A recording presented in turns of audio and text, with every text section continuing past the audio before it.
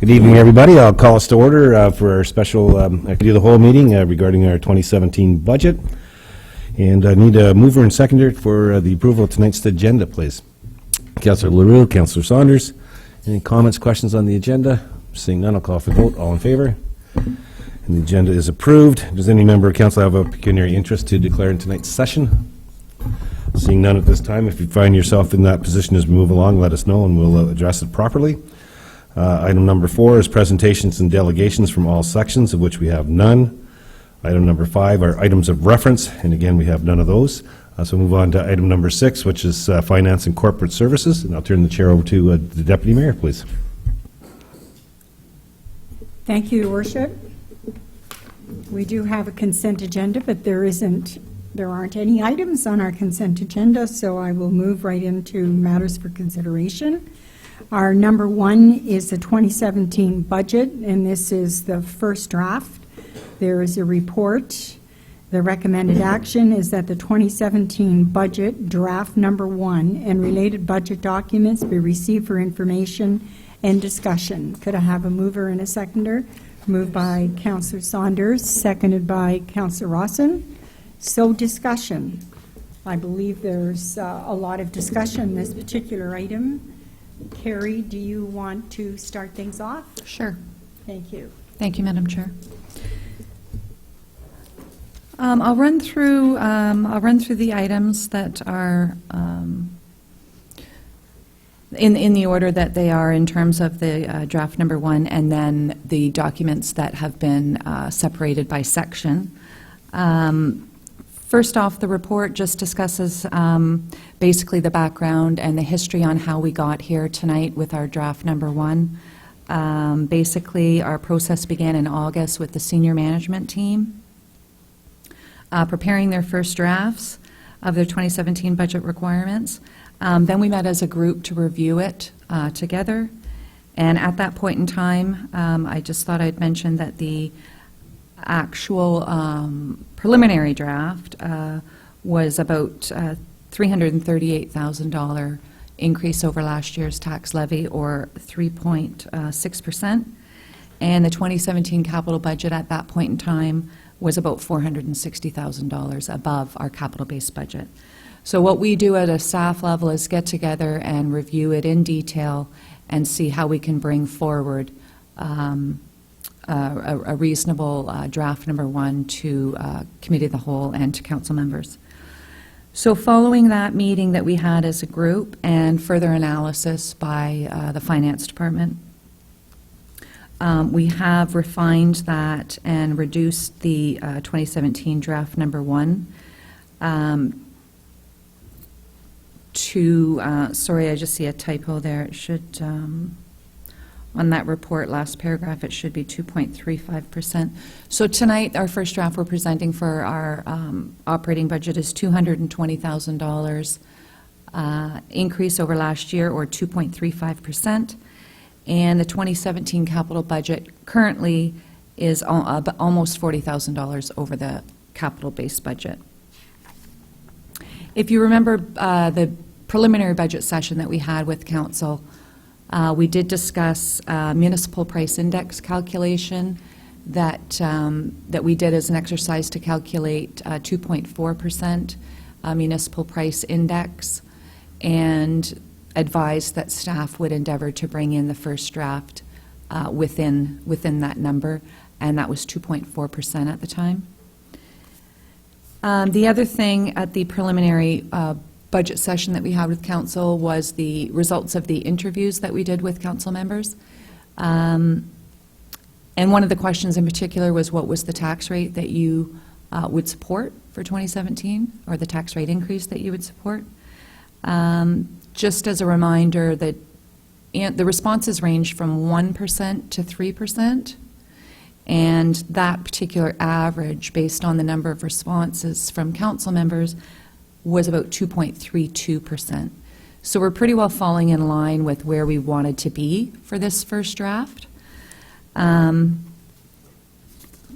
just to mention, and just to go into further in terms of where that $220,000 sits in terms of the potential tax impact, and where the major drivers are that we saw through our review on where those major operating budget changes were coming from. So on page 2 of the report, it does identify some of the major categories that we're facing increases for in 2017. So salaries, wages, council remuneration, and benefits. We are looking at about $156,000 increase overall for the tax-supported. I might add that that's for the tax-supported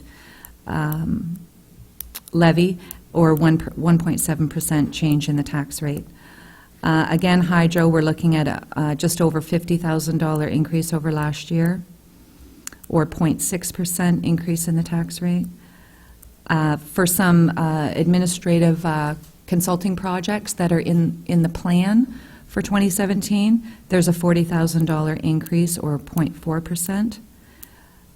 Insurance, we actually had a good renewal this year with our insurance, and we're looking at about an $8,500 increase to the tax levy for our insurance renewal. A couple other items that have been proposed and discussed is an increase of $25,000 under events related to next year's 150th Ontario and Canada celebrations, as well as another $25,000 increase related to our economic development contribution to the Economic Development Corporation of North Simcoe. As well as some other major changes that we know of for next year, basically is actually budgeting for some of the transit revenues that we have been receiving this year and anticipate also receiving next year. So preliminary conservative estimates for Ontario Works and shared transit revenues are almost $47,000 for next year.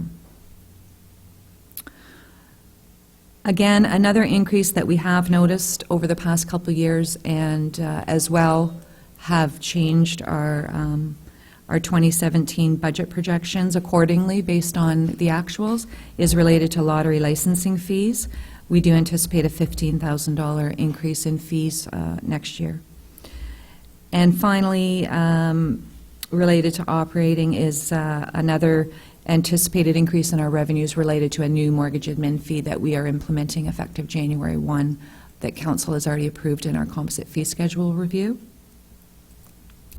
So that's just a summary of where we got to in terms of our $220,000 increase in the levy over last year, and its impact currently sitting at 2.35% on our tax levy. Budget note that I've identified below where it falls in with where we had wanted to present, which was at least 2.4% related to the municipal price index. So obviously we're a 0.25% under from where we had wanted to be, or at least about $4,300 below, which is good. In terms of capital, again, I had mentioned that currently we're sitting at almost $40,000 over the capital-based budget. So tonight we can look through those capital projects and we can balance that capital budget. Again, we're pretty close to the base budget of $1.318 million. Another note that I included there were comments from some council members. They would entertain a 1% capital tax levy increase. And if that were the case, our capital-based budget would rise to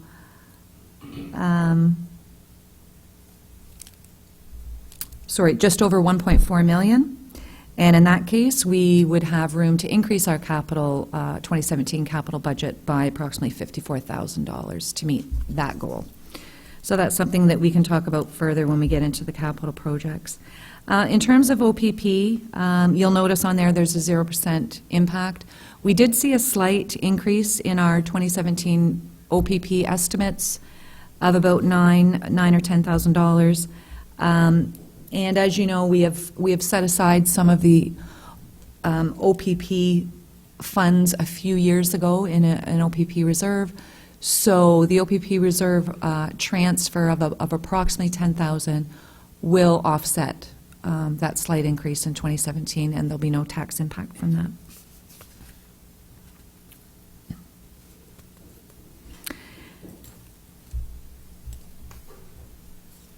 Page 5 of the agenda items gets into the actual budget summary.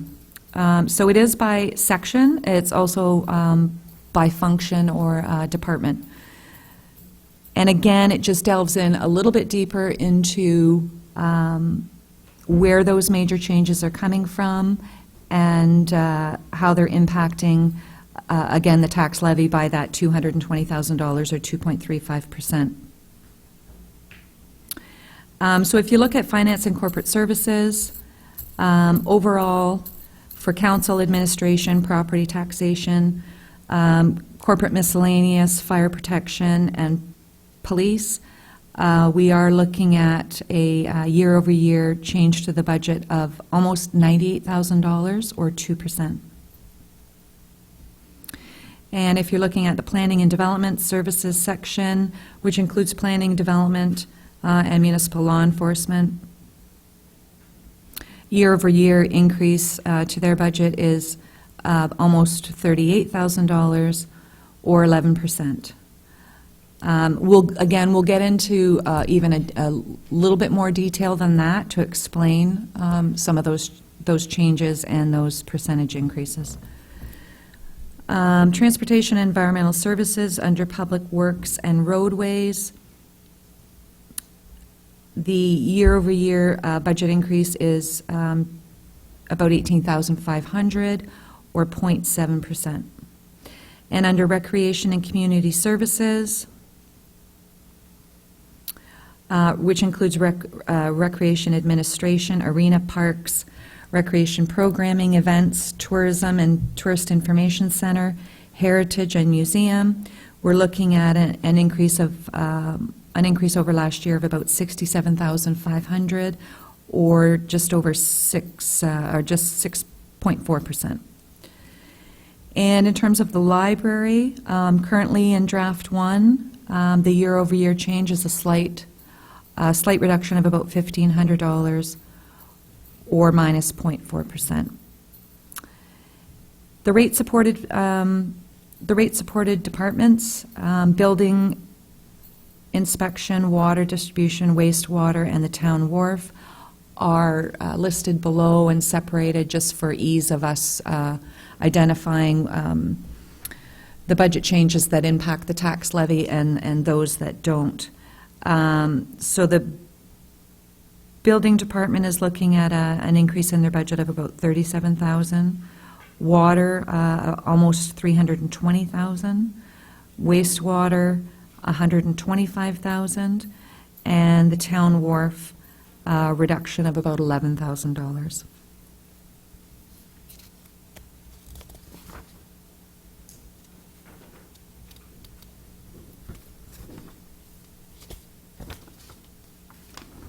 Attached to that report on page 7 of your package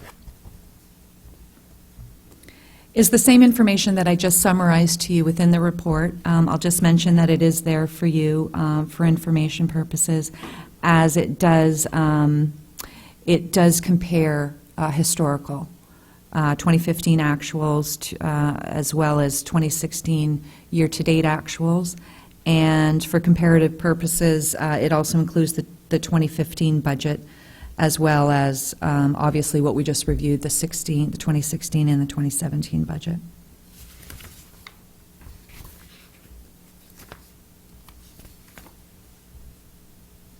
Now, on page 8 of your package, we'll get into a little bit more detail in terms of where those major drivers of the budget changes are coming from.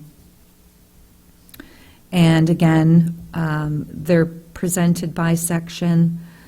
Basically what I did was I took all of the budget changes and I basically removed anything related to anything related to salaries, wages, benefits, because at this point, there has been no changes to our staffing profile. So anything related to salaries, wages, and benefits at this point in time is based on MEA negotiations or QP negotiations, as well as our benefit renewal that has already come in through our benefit provider, which, by the way, came in at 4% increase to our benefit package.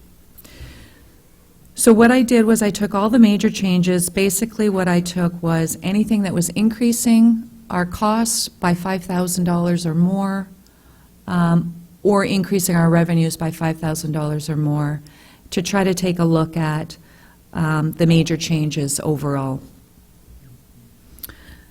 So under Finance and Corporate Services, I've identified some under Administration, Property Tax, Corporate Miscellaneous, and Fire Protection. Some of the major changes relate to admin sundry receipts and reducing, and cost recovery revenue increasing. Basically, we're just revising sundry based on actuals. And again, I mentioned that the new mortgage admin fee is why the cost recovery line is increasing. Under the expenses, we're looking at a reduction in our annual audit fee.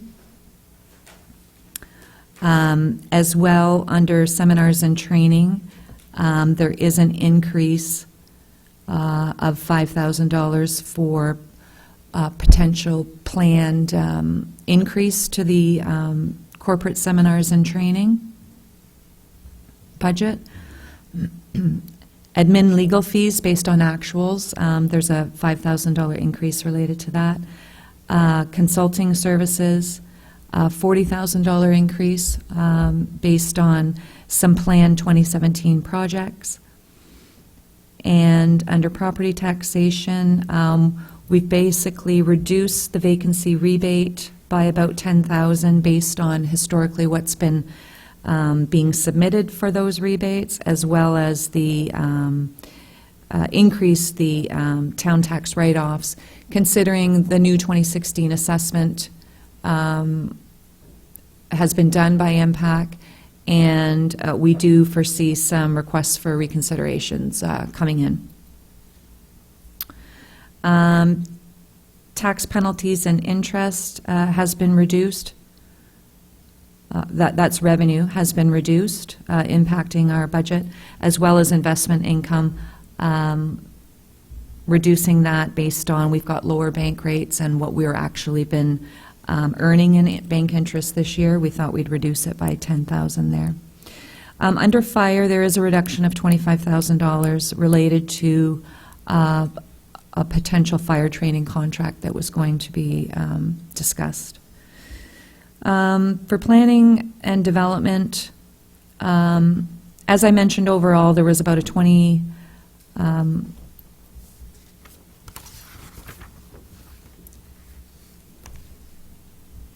$37,000 increase over last year.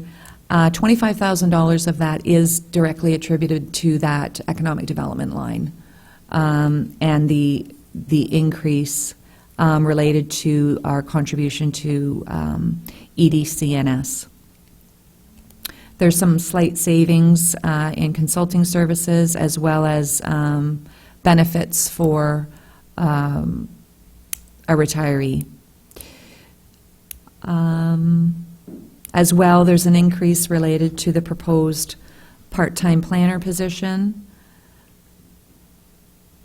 Last year's budget, we did include a part-time position according to the 3-year staffing plan that was presented and discussed, and that was inserted in the 2016 budget for a 6-month period part-time. So what we did for the 2017 budget is proposed the same part-time planner, but obviously for the full year, the full 12 months. Under Transportation and Environmental for Public Works and Roadways, There's an increase related to the transit grant, so there's approximately $75,000 being anticipated from the provincial gas tax subsidy. As well as I mentioned previously, the transit fare revenue that we're projecting of about $47,000 for 2017. Hydro, as for costs that are increasing, some of the major ones are hydro is about $13,000 higher than last year. The Public Works principal repayment would be the new principal repayment related to the new internal loan for the Fuller Avenue bike lane. Along with the transit grant and the transit revenues, we've also, based on actuals year-to-date for 2016, we've anticipated a $35,000 increase in our transit contracted expense for our shared services with the town of Midland. There's a slight $5,000 increase related to asphalt preventative maintenance, as well as a slight increase of $5,800 related to streetlights hydro. And then moving on to recreation and community services, some of their major budget changes, again, as I mentioned, increase in anticipated lottery licensing revenues of about $15,000. Day camp registration fees of about $12,500. We have combined, they used to be two different day camp registration revenue lines between programming and the museum, and we've combined it all into one.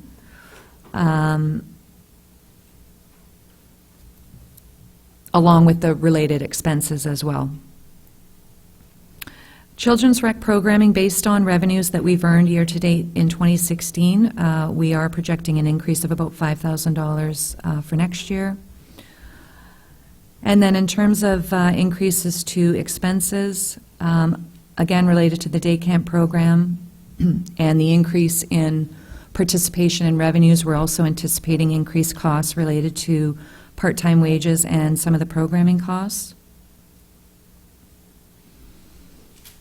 Arena hydro, we've done an analysis on the arena hydro, and based on actuals, as well as an anticipated 10% increase, we're projecting about $22,000 increase for hydro, approximately $13,000 increase for parks water.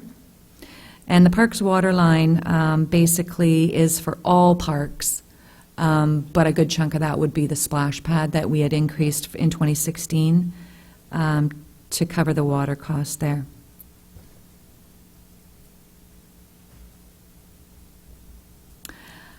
Again, as I mentioned, just some changes within the events budget, so we're basically reducing the sundry revenues based on actuals for the last 2 years, as well as that increase related to the next year's 150th celebration event. Under museum, Friends donations, we're budgeting for $5,000 that will be put towards eligible museum programming expenditures. We're also removing the employment grant that was previously in the budget. They didn't get one last year, and basically we just decided we don't want to budget to get employment grants in case we don't get them. So we just thought we'd remove that from the budget line. And again, as I mentioned, we're just reallocating the day camp revenue over to rec programming. So on that list that I just reviewed is almost, rounded up, almost $150,000 in major budget changes from the $220,000 that I had originally stated. So those are, the rest would basically be other increases and decreases. totaling about $70,000 that we haven't gone through in detail. But that's because they were not above the $5,000 threshold. So in terms of anything that can be increased, decreased, suggested to be removed, this would be the list that we could be working from. And this particular list totals about 1.6 of the 2.35 tax impact that we were talking about.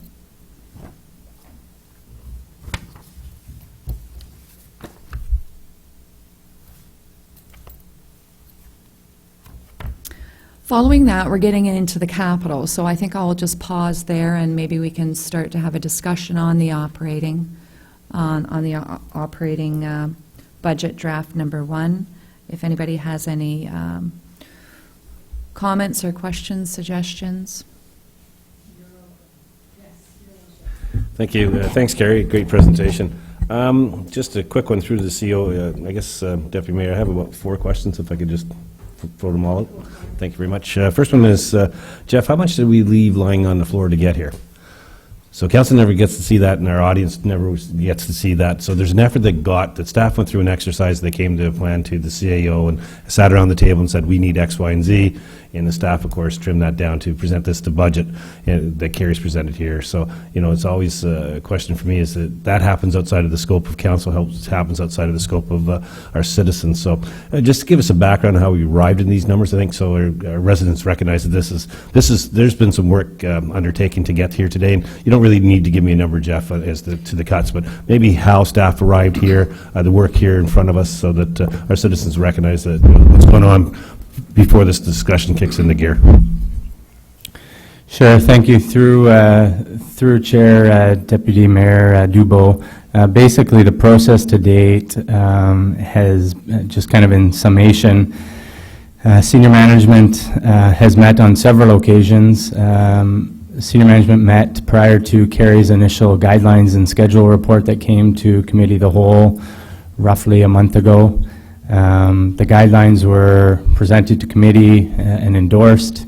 The treasurer sat down with each member of council individually and conducted kind of one-on-one budget meetings.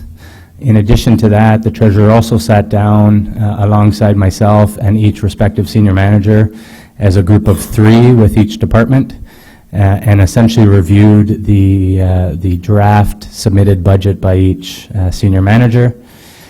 From there, the treasurer compiled it all into one consolidated budget. The initial draft budget from an operating perspective resulted in reductions of $120,000 from an operating perspective. From a capital perspective, it resulted in reductions of $460,000. So definitely you can see that the initial submitted budgets were well in excess of what's being presented today. There are some new requests or new asks that are presented, but as a senior team, we believe that collectively it's in the best interest of the organization and will bring us kind of to the next step from an organization perspective. So, and then from there, as I said, there were several meetings that the treasurer led with our senior management team to essentially to arrive or to determine how those cuts were made. And with a number of criteria being applied, it wasn't just willy-nilly and done arbitrarily. It was done. It was well thought out and in a planned fashion. So hopefully that answers your question. Thank you very much. It's always good for our citizens to know that some work and some arm wrestling went on behind the scenes to get here. Just a couple, Carrie, and then I'm sure Council will dive into some of the individual items. So OPP, I don't know whether the OPP cost presented to us includes the new increase in salaries that was just negotiated and released. So that came out after the budget. So just cautionary that our OPP costs might rise above that 10,000 increase. Because I guess a number of officers here in our detachment will be getting salary increases that will need to be accommodated within our budget. The other one was on economic development. We show, I think, $25,000 from the county. I think this year is actually $37,500. You might want to just double check that. I know it's only $12,500, but the original number is $50,000 and $37,500, $25,000, $12,500. So I think we're in the 37.5 year, so just to double I'll check. double check that. Yeah, I caution that. And then I thought we needed a full-time planner, and I was actually leaning towards that work with the OP plan, and a lot of activity coming here. So we've adjusted to the part-time planner. I was just curious either through the CEO or through the director as to how we went from full-time to part-time, and are we comfortable with that decrease in staff complement to a 0.5 versus a one full-time FTE? Through you, Deputy Mayor Dubois, the original plan was, I believe, in the 2016 budget that 0.5 FTE was included, with the intent that for 2017 it would be, after doing a trial, after feasibility, to include potentially a full-time FTE in 2017. I believe that's what took place. Carrie, can you just confirm, in terms of what's in the budget now from a planning perspective, is 0.5 FTE? Correct.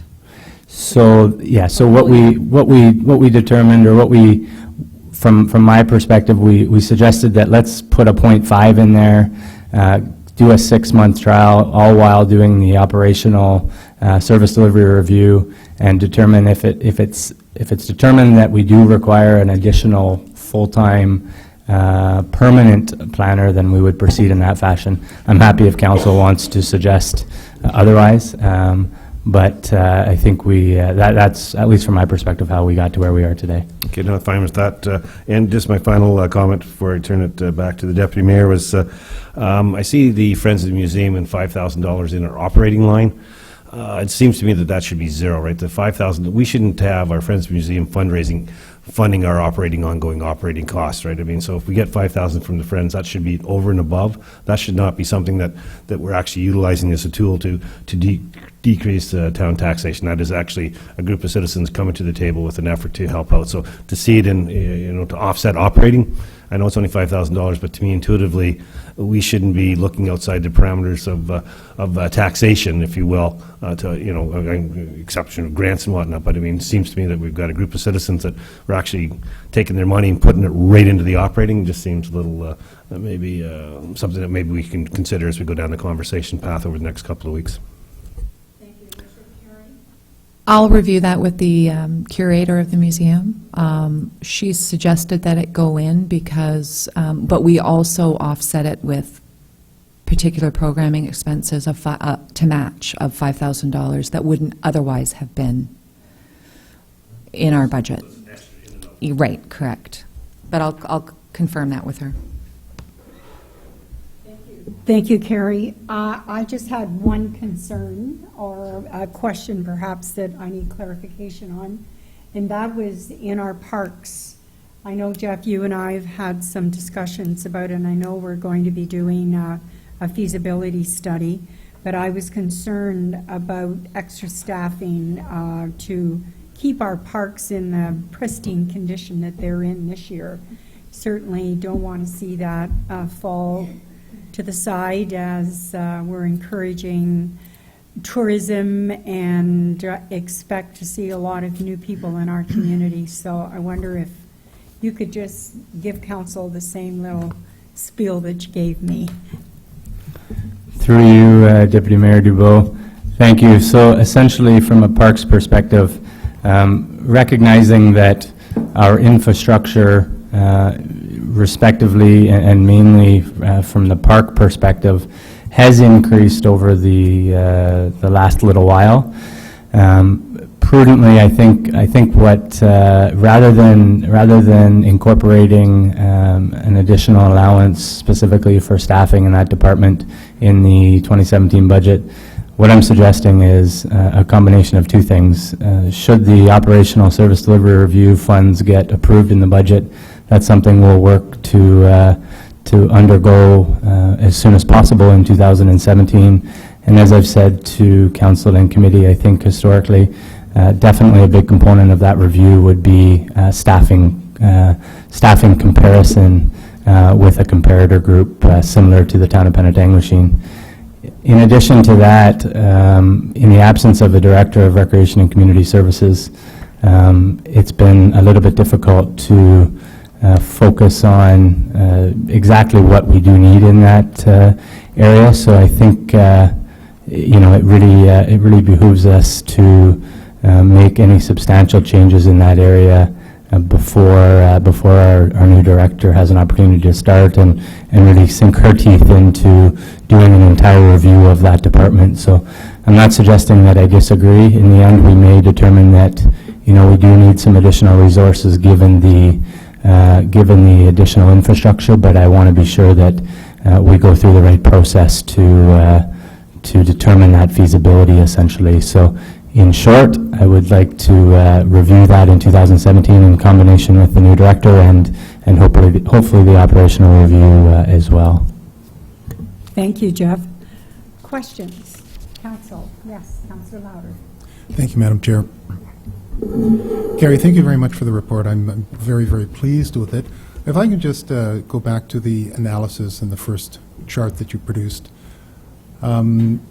Great chart. The numbers are all good. I'm going to ask for an additional column next year. And the reason is for this is if we go to insurance, we've got 84.75 in insurance, and you're saying that's a 0.1% change in the tax rate. That's all well and good, but what I need to know is how much of a percent change is it in itself?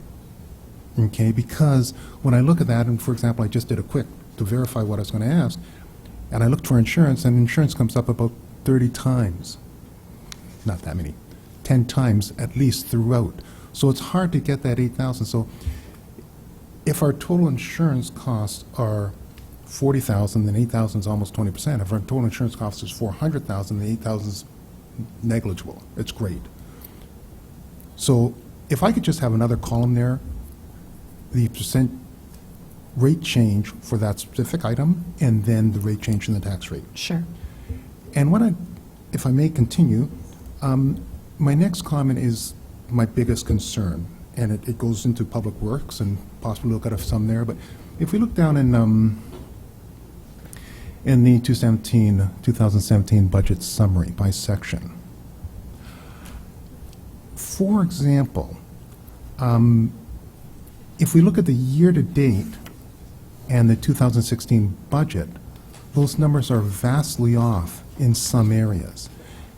Just to give you an example, the recreational programs, we have a negative 54.78 as a year-to-date, while we're currently almost, I'm assuming you did this end of September, so we're 3 months in, but we're supposed to see 18,700 total, so we're off by a significant percentage-wise. We're we're 20%.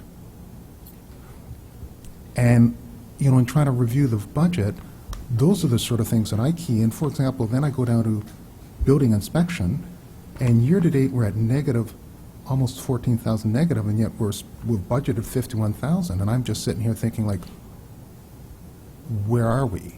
Like, the numbers are nowhere near. Wastewater is 117,000 positive, and we budgeted revenue, so negative, of 707,000. So when I look at those numbers, I just have a really tough time trying to understand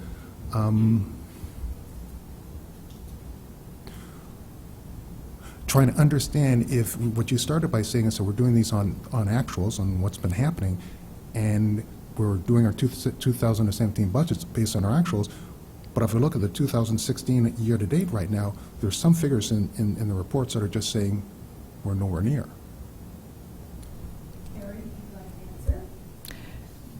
Sure. In terms of the first example that you gave, the recreation programs, the year-to-date of negative 5,400 means that we have profited on our overall rec program budget, whereas we had, for the whole year, budgeted to subsidize our recreation programming by about $18,000. So year-to-date, we've collected more revenues than we've spent. Now, I know particularly related to this, part of the reason is because we collect our revenues up front. For example, let's say swimming registrations, whereas the pool usage invoice might come in afterwards. So there's still some pool usage invoices to come in, which then might bring us closer to where we had anticipated at year end. But because we do it, because we prepare these comparisons so early in the year, there's still a lot of business to be done.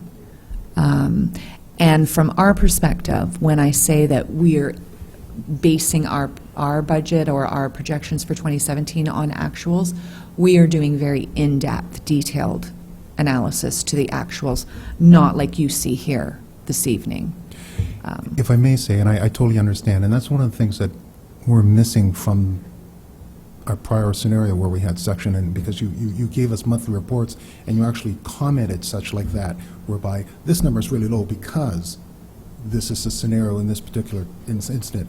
What I'm trying to say is that when I'm doing these budgets, I struggle a lot because I see these inconsistencies and I have no backing, because then we turn around and say, well, next year we're going to be at a cost of $20,000, $21,000. So, you know, I have a tough time, and you know, I believe it's council's job to try to really understand the numbers as well as possible. So what I'd like to ask is that, once again, when you see numbers that are vastly off, another one is a corporate miscellany at the top, but year-to-date is 83,000, and we've budgeted 1.4 mil.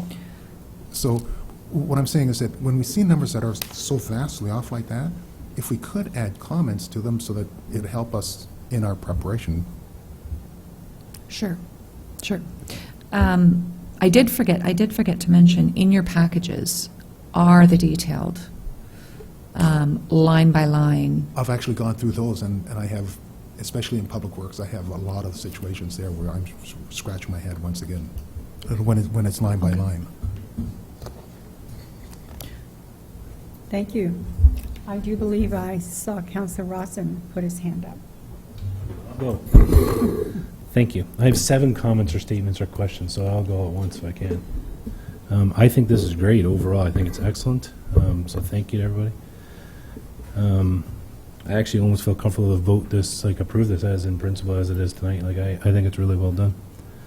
But a couple questions, and this doesn't mean I don't support it. I just have questions because I don't understand. So probably my first question is probably going to be to Jeff. The admin line, $40,000 increase for projects. I just want to understand what the project scope is. I think we talked about one in camera last week, but just so we can get a high level what that looks like. My second question is probably to Paul. The 27.6, my understanding, I bet, is that's the town portion for admin, but just clarification. My third one would be for Andrea, part-time planner.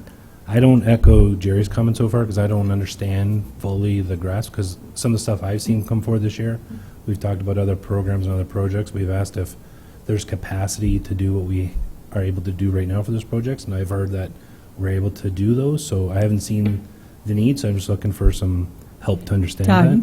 I think maybe one at a time and let them answer. Well, I was going to let them take notes. Well, I can't see write that fast. I see some looks here. They can't write fast enough, so. Well, I can go back. You go I'm just back? letting them think for a second. I'll go back. Okay, go back to the first one. So Jeff, That was to Jeff. $40,000 admin projects. Through you, Deputy Mayor Dubois, to Councillor Rawson, the makeup of that $70,000 in total for the consultants line item is threefold.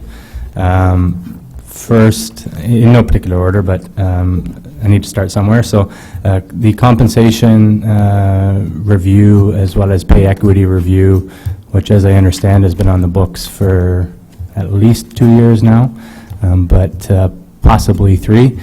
So I've put an allowance in of $25,000 for that review corporately, which is must needed, and from a pay equity perspective is actually legislated that we need to stay up with our pay equity. So one, to review that, because I think it's been a number of years since that's happened. Secondly, an allowance in there of $15,000 to to do an internal health and safety review / audit. I believe that, not specific to Penetanguishene, but municipally across the board, that there's very few municipalities that if they received a work well audit tomorrow, that they would pass it with flying colors. So I think if you ask any CAO what keeps them up at night, I think health and safety would be in the top three or four items, and certainly one area that's perhaps we're a little complacent in is that area. So really want to be sure that we are top notch from a health and safety perspective. And lastly, put an allowance of $30,000 in there for an operational / service delivery review. There's a number of what I believe benefits to that review, and as I've said before, a big component of that would be to do a staffing complement comparison across the board, in addition to really reviewing everything that we do. Is it discretionary? Is it obligatory? Or are we somewhere in between in terms of what we're doing and how we're providing that service to the public? So those are the three projects that make up that $70,000. It is an increase of 40 over last year, and I can't tell you what that makeup last year was, other than I believe that line item absorbed the prior CAO on a consultancy basis. Hopefully that answers your question. That's awesome. Appreciate that. Thank you. Go ahead. So, number 2, Paul, am I right or wrong, the 27.6, is that the admin contracting piece? No, Councilor Rawson, that would be for the proposed sharing of the training officer for Midland. That was put in the 2016 budget, but never materialized. So as we move forward with our agreement with Midland, and I'm looking at different deployment models and things for that department and navigating the 2 collective agreements that fall within there, and my position or the town's position sharing a fire chief ends in August of 2017. When I met with the CAO, because of the ongoing projects I have now, we're going to remove that request from the budget, and we would look at it down the road if the 2 towns continued with a shared chief on a long-term basis. By the time we got this program up and running to do an evaluation, the whole shared concept could be finished. So for this year, we're removing it. Although it was a placeholder in the 2016 budget, it never materialized. By the time I was told that an additional report was to be presented to council, I just didn't have the time to conduct it. So to implement it now, as we move forward, when the 2 CAOs will be obviously doing that review to determine whether or not the shared chief is the way to continue as we go down the road. If that's the case, then we'll be looking at that training officer and some other possible functions of sharing resources. They don't always end up being a cost reduction for us, but it could be a service enhancement at a small cost, but we'll be reviewing that later if the agreement with me continues. Thank you. Great, thank you. Oh, Carrie, yes.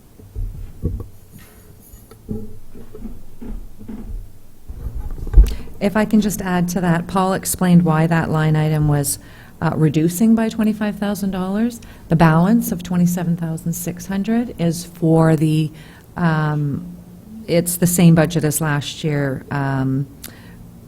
related to the shared executive fire assistant.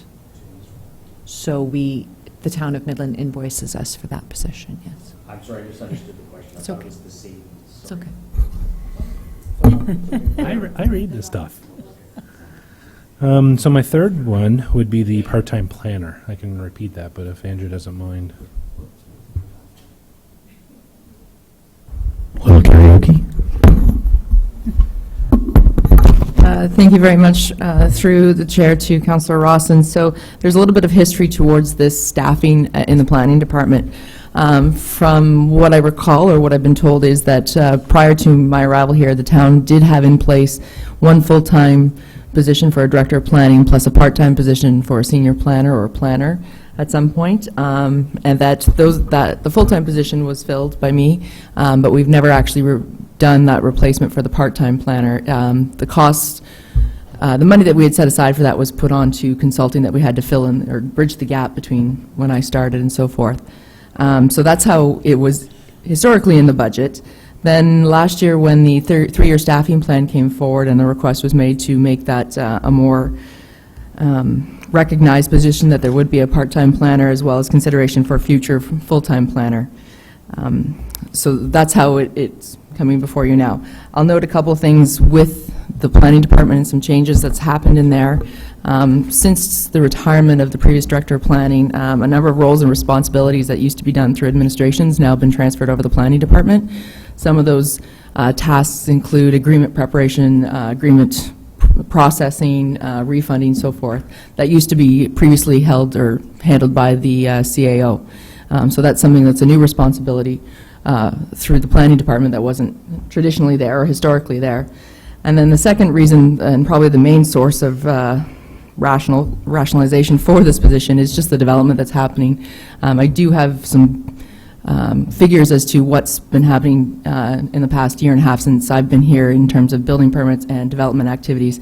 I can tell you that this year we are more than double the number of applications for Planning Act, Planning Act applications. So our Committee of Adjustment has seen historically around 12 to 14. Right now I'm somewhere up around 23 applications before the Committee of Adjustment. Building permits are up and busier, and then just development generally. We have a number of subdivisions going on, site plans coming forward, along with a number of the big capital projects, so the official plan review, the Main Streets side of things. So all of that put together is the request for a part-time planner position. Thank you. And my next one would be about the CDC Economic Development, the $50,000 increase from this year last year. Is that for the group that did our presentation last week? And is there an agreement for that, or is that just a request? I just don't understand that.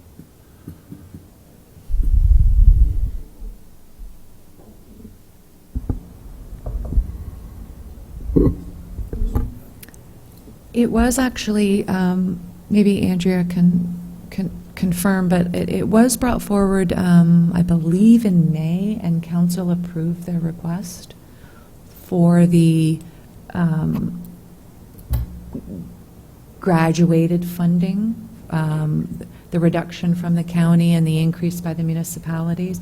I don't have the documents in front of me, but I will double check, because I was under the understanding that the town's contribution was going to go from $25,000 as per this year, and next year it would go to 50. Mayor Marshall was saying that it's going to increase by 37.5, or it's going to 37.5. So it's going to 37.5. So what we signed off in May was I think it was a 3-year commitment. So I think, and I forget the numbers off the top of my head, but the county of Simcoe for 4 years was going to give $50,000 in year number 1. Contribution from the municipality, 0.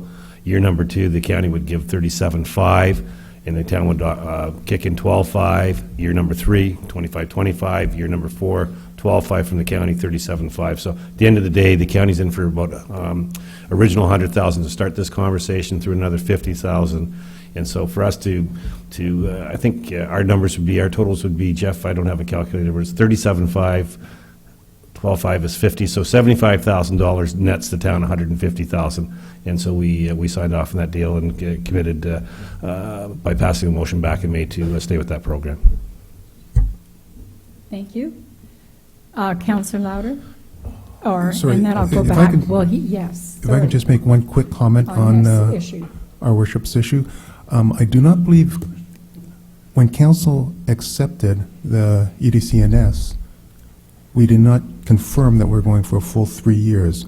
What we said was that we're looking at the program for 3 years, however, we're going to reevaluate it again each year. That wasn't an option in the deal. The option was you had to commit to 3 years to get the county's money, and that's what we committed to. You're pointing at Brad.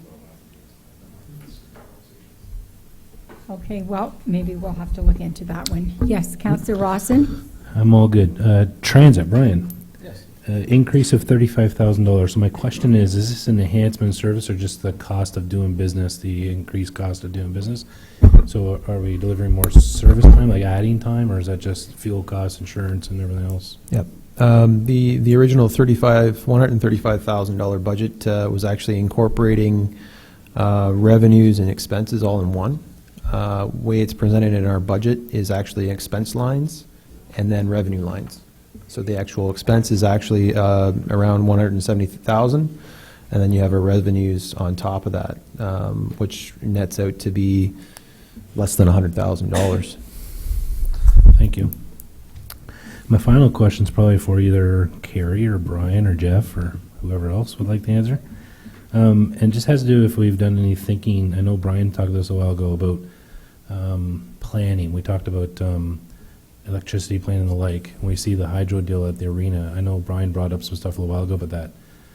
Have we done any digging into that, like LED lighting the rink, or is there something in the midst, or we just, because you mentioned a while ago about we keep paying rising hydro costs, or we can look at some other program ideas. So I'm just interested to hear about that, because we got to pay hydro, but if there's something we can do to help mitigate this, I would like to look at that. Sure, I can field that through the Deputy Mayor to Councillor Rawson. Just for clarification, the hydro you're talking about is just the purchase of hydro, or? We do have an energy efficiency plan for the township, so it outlines energy efficiency projects that have to meet our targets. The municipality has to show that it's reducing its energy consumption through this plan. The town departments have energy efficiency projects in their plans. For example, I'll talk about Public Works. For example, we have LED retrofits planned for 2018 for our streetlights. We've got about 35% of our streetlights right now converted over to LEDs. So we want to do another further 20% and to eventually get our entire streetlight network converted over to entirely LEDs, that kind of thing. We participate in the LAS programs. We buy our energy as a commodity through the LAS program, which through all the participating municipalities, we pool our resources and we actually go out to tender for our electricity purchasing. And it allows us to hedge the market spot prices to allow us not only to save money on the regular the RPP price plans that the Ontario Energy Board provides, but it allows us to get even more competitive pricing that way. The same goes for our natural gas consumption. We're also participating in that program as well. So in terms of the energy procurement side of things, I think we're well positioned in that respect. I think we still need to look at additional projects to reduce our consumption. So I get all that. All I mean is, what are we doing for the arena? Like, I appreciate. Oh, for the arena like, itself? Is there any plans in place to do anything? You can talk to me then. Carrie? I was going to jump in when Brian was done. I have spoken to Renee, and in the 2017 capital plan, I think when we get there, you will see, I believe it's called seasonal ice controller, as well as a more energy efficient, I believe, compressor replacement. That proposed project in itself, Renee had received a proposal from a vendor related to those purchases, and it is an energy efficiency project, and the impact on the hydro cost should be 10,000 savings annually. So I think all senior managers should be getting the word out to the supervisors and themselves, and reviewing their facilities and their hydro costs to consider more energy efficiency projects, because the hydro costs are rising, and without the efficiency projects being at the forefront, they're going to continue to get out of hand. Yeah. Thank you. Councillor Rawson? Thank you. Again, I think this whole budget was excellent. I would almost approve this tonight. The only other thing I want to press upon everybody is the 1% capital. I think I'm for that. I would love to do the 1% capital. Not yet. Thank you, Councillor Rawson. Yes, Councillor Levy. Thank you very much, Deputy Mayor Duba. I just wanted to defend the need for a second planner, a second full-time planner in the planning department. 5 years ago, we had 2 full-time people. We had the director and we had Jessica Clue, who was doing who was a junior planner and doing community development as well. We now have one person doing at least double the work that was being done prior with 2 people. The planner now has the downtown business portfolio. She works much more closely with the bylaw department that has been moved up into that office. So there's a good cohesiveness between bylaw, building officials, and the planner, but we need that extra body, and if we don't have a full-time planner, we'll just up our consultants' fees, which makes no sense to me, which was the justification that Councillor Lauder and myself supported when Andrea met with us to talk about this position. And we say it every time there's a project, we hire a consultant. If we can do in-house, the dollar's just going to be redistributed. The dollar's not going to ultimately change. That's all I want to say. Thank you. Your worship, did you want? I'll wait for anybody else to Okay, Councillor LaRue. Thank you, Madam Chair. Actually, my question would be through to Carrie in regards to the library operation budget. I know that there was an additional $4,000 being requested under part-time wages to be able to add extra staff hours at the John Brown Library at Georgian Village. Was this, or is it being considered? Carrie. Yes, in terms of the library operating budget, I did discuss with the CEO. I got the details in terms of the change to their staffing profile that attributed to the additional hours they were looking for. So I think at tonight's meeting then, it could be part of the direction back to me in terms of preparing draft number 2, which is what I advised the CEO that it would go into the next draft. Based on the hours and the change to based on the increase in the hours that was discussed, it's actually about just over $4,600 impact. So that will go into draft number 2. Thank you. Further discussion? Mike, do you have any questions? Okay, thank you. Councillor LaRose? Thank you, Deputy Mayor. A couple of things. First of all, Carrie, very good job. We're way closer than I think we think we are. This is really good. On the major drivers of the operating budget line, the second one down, that new mortgage admin fee, I just need that to be explained to me for what it is, and then I have one for planning. Okay, thank you. Carrie?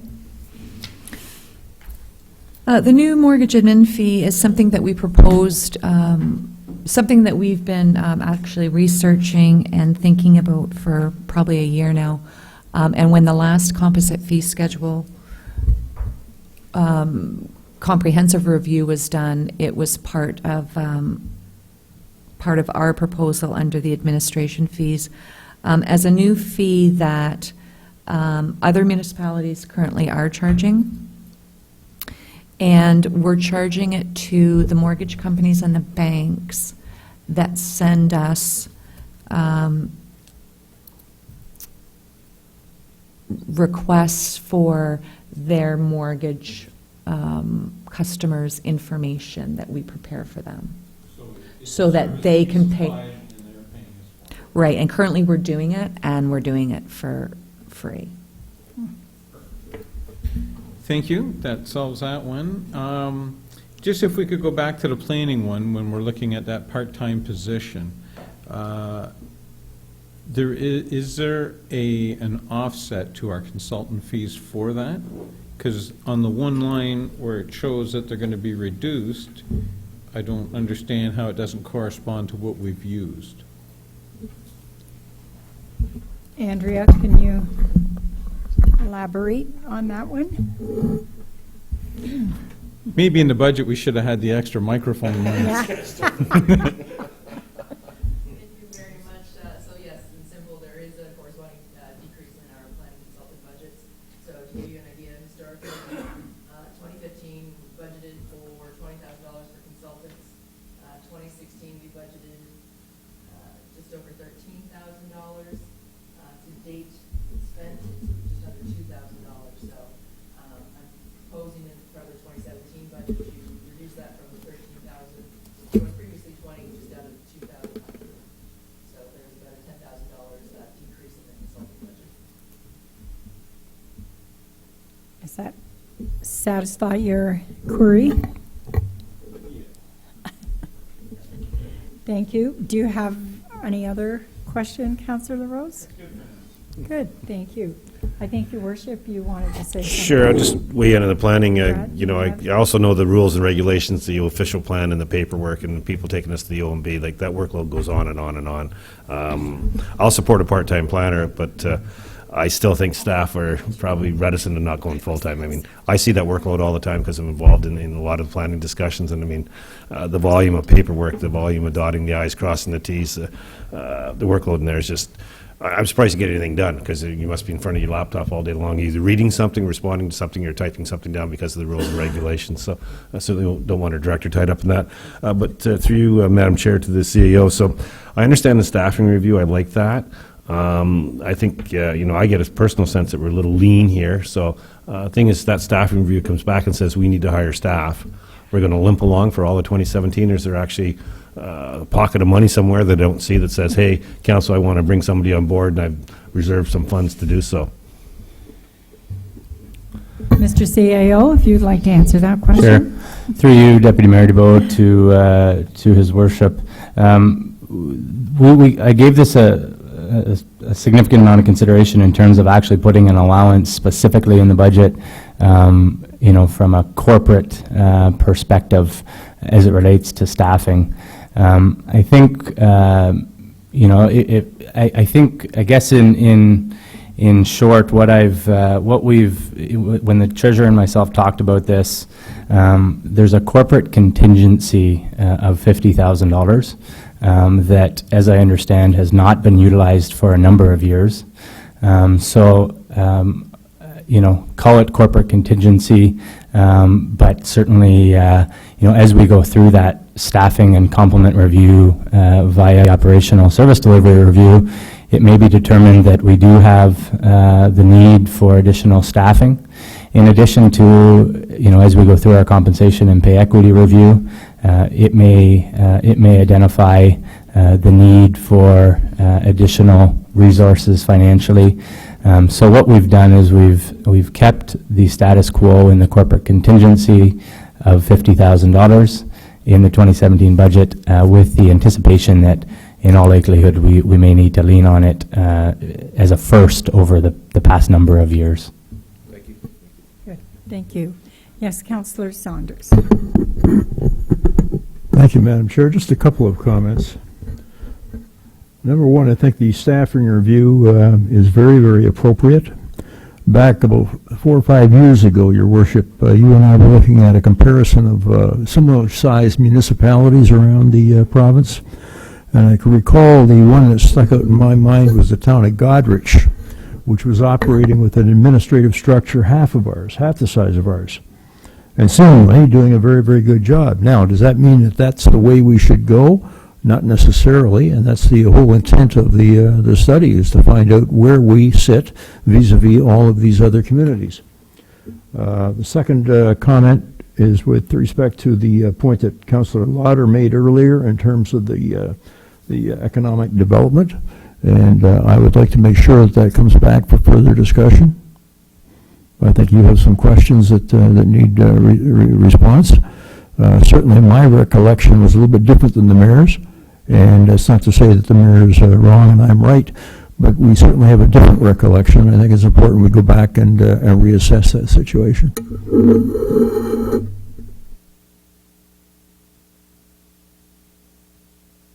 Do you want to comment to that? I mean, I guess we'd have to look for the minutes and see what actually was.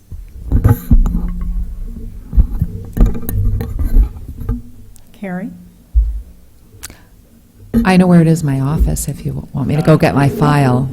Otherwise, we will bring it forward at the next budget discussion to clarify. Yeah, I think next budget discussion should be good. You can find your work. And so any other further questions, comments on this particular part of our meeting tonight?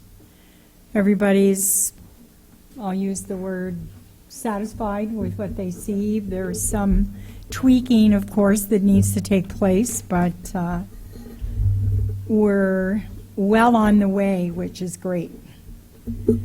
Okay, so we do have a motion that is before us.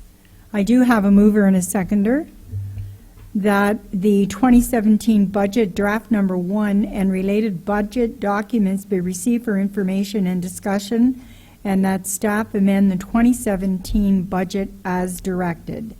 Now, Carrie, did we give you much direction? If you want to remind us of the direction perhaps that you heard around the table.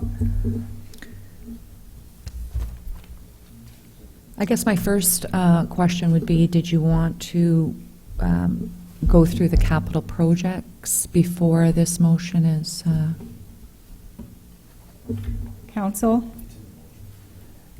It's in the motion. Related budget documents. Yes. Oh, and related, okay, so we should go through, I would think. It's up to council if you have questions, comments, suggestions. As far as the operating budget goes, other than clarifying EDCNS, Economic Development Contribution, which I will clarify, the only other direction or change that I will be making will be the increase to the library's request related to the additional hours for their staffing of about $4,620. Okay. Maybe we should separate them. Is that good desire, council, to deal with the operating and then we'll go into capital after? What do we think? Mover and seconder, are you satisfied with that? Okay, so what we're voting on now is the first draft for operating. All those in favor? Oh, yes? Would it be appropriate in the motion to make reference to the fact that this is operating and not capital? Just put a friendly amendment in there, inserting the word Operate. operates. Okay, To the 2017 operating budget draft 1. good. Yes. You've got that, Madam Clerk? Do you want to read the motion, Carrie, then, or Stacy, then everybody will be? Okay. Sure, we'll start with this motion that the 2017 operating budget draft 1 and related budget documents be received for information and discussion, and that staff amend the 2017 operating budget as directed. Very good. Thank you. All those in favor? Carried. Those opposed? Carried. All right, matters for consideration. We'll go on to number 2, which is Transportation Environment Services Section Budget Documents. And I would assume that that is capital, Carrie? Is that? Each section in the package before you, I might add that following your budget documents, your operating budget documents, starting on page 9 of your package to page 53 is all the capital project justification sheets that senior managers have completed related to their 2017 capital projects. They weren't like separated by section as the rest of the package was, but they're all there. And they're for information purposes, in case you have any questions about a certain capital project, whether it be tonight or in the future. Each section, then, you will see first with transportation and environmental services, you'll see their 2017 budget goals and objectives. Whether there's any comments, suggestions related to that. As well, for information purposes, I had mentioned that following that, there's a detailed operating budget for each section. Again, that's for information. And then I think where we're at, and whether there's any comments on the 2017 budget goals and objectives, but then we could jump right to whether there's any comments or questions on the 10-year capital plan that's been presented for each section as well. Okay, thank you. Is there a desire first to go through the capital justifications? Yes, Councillor Saunders.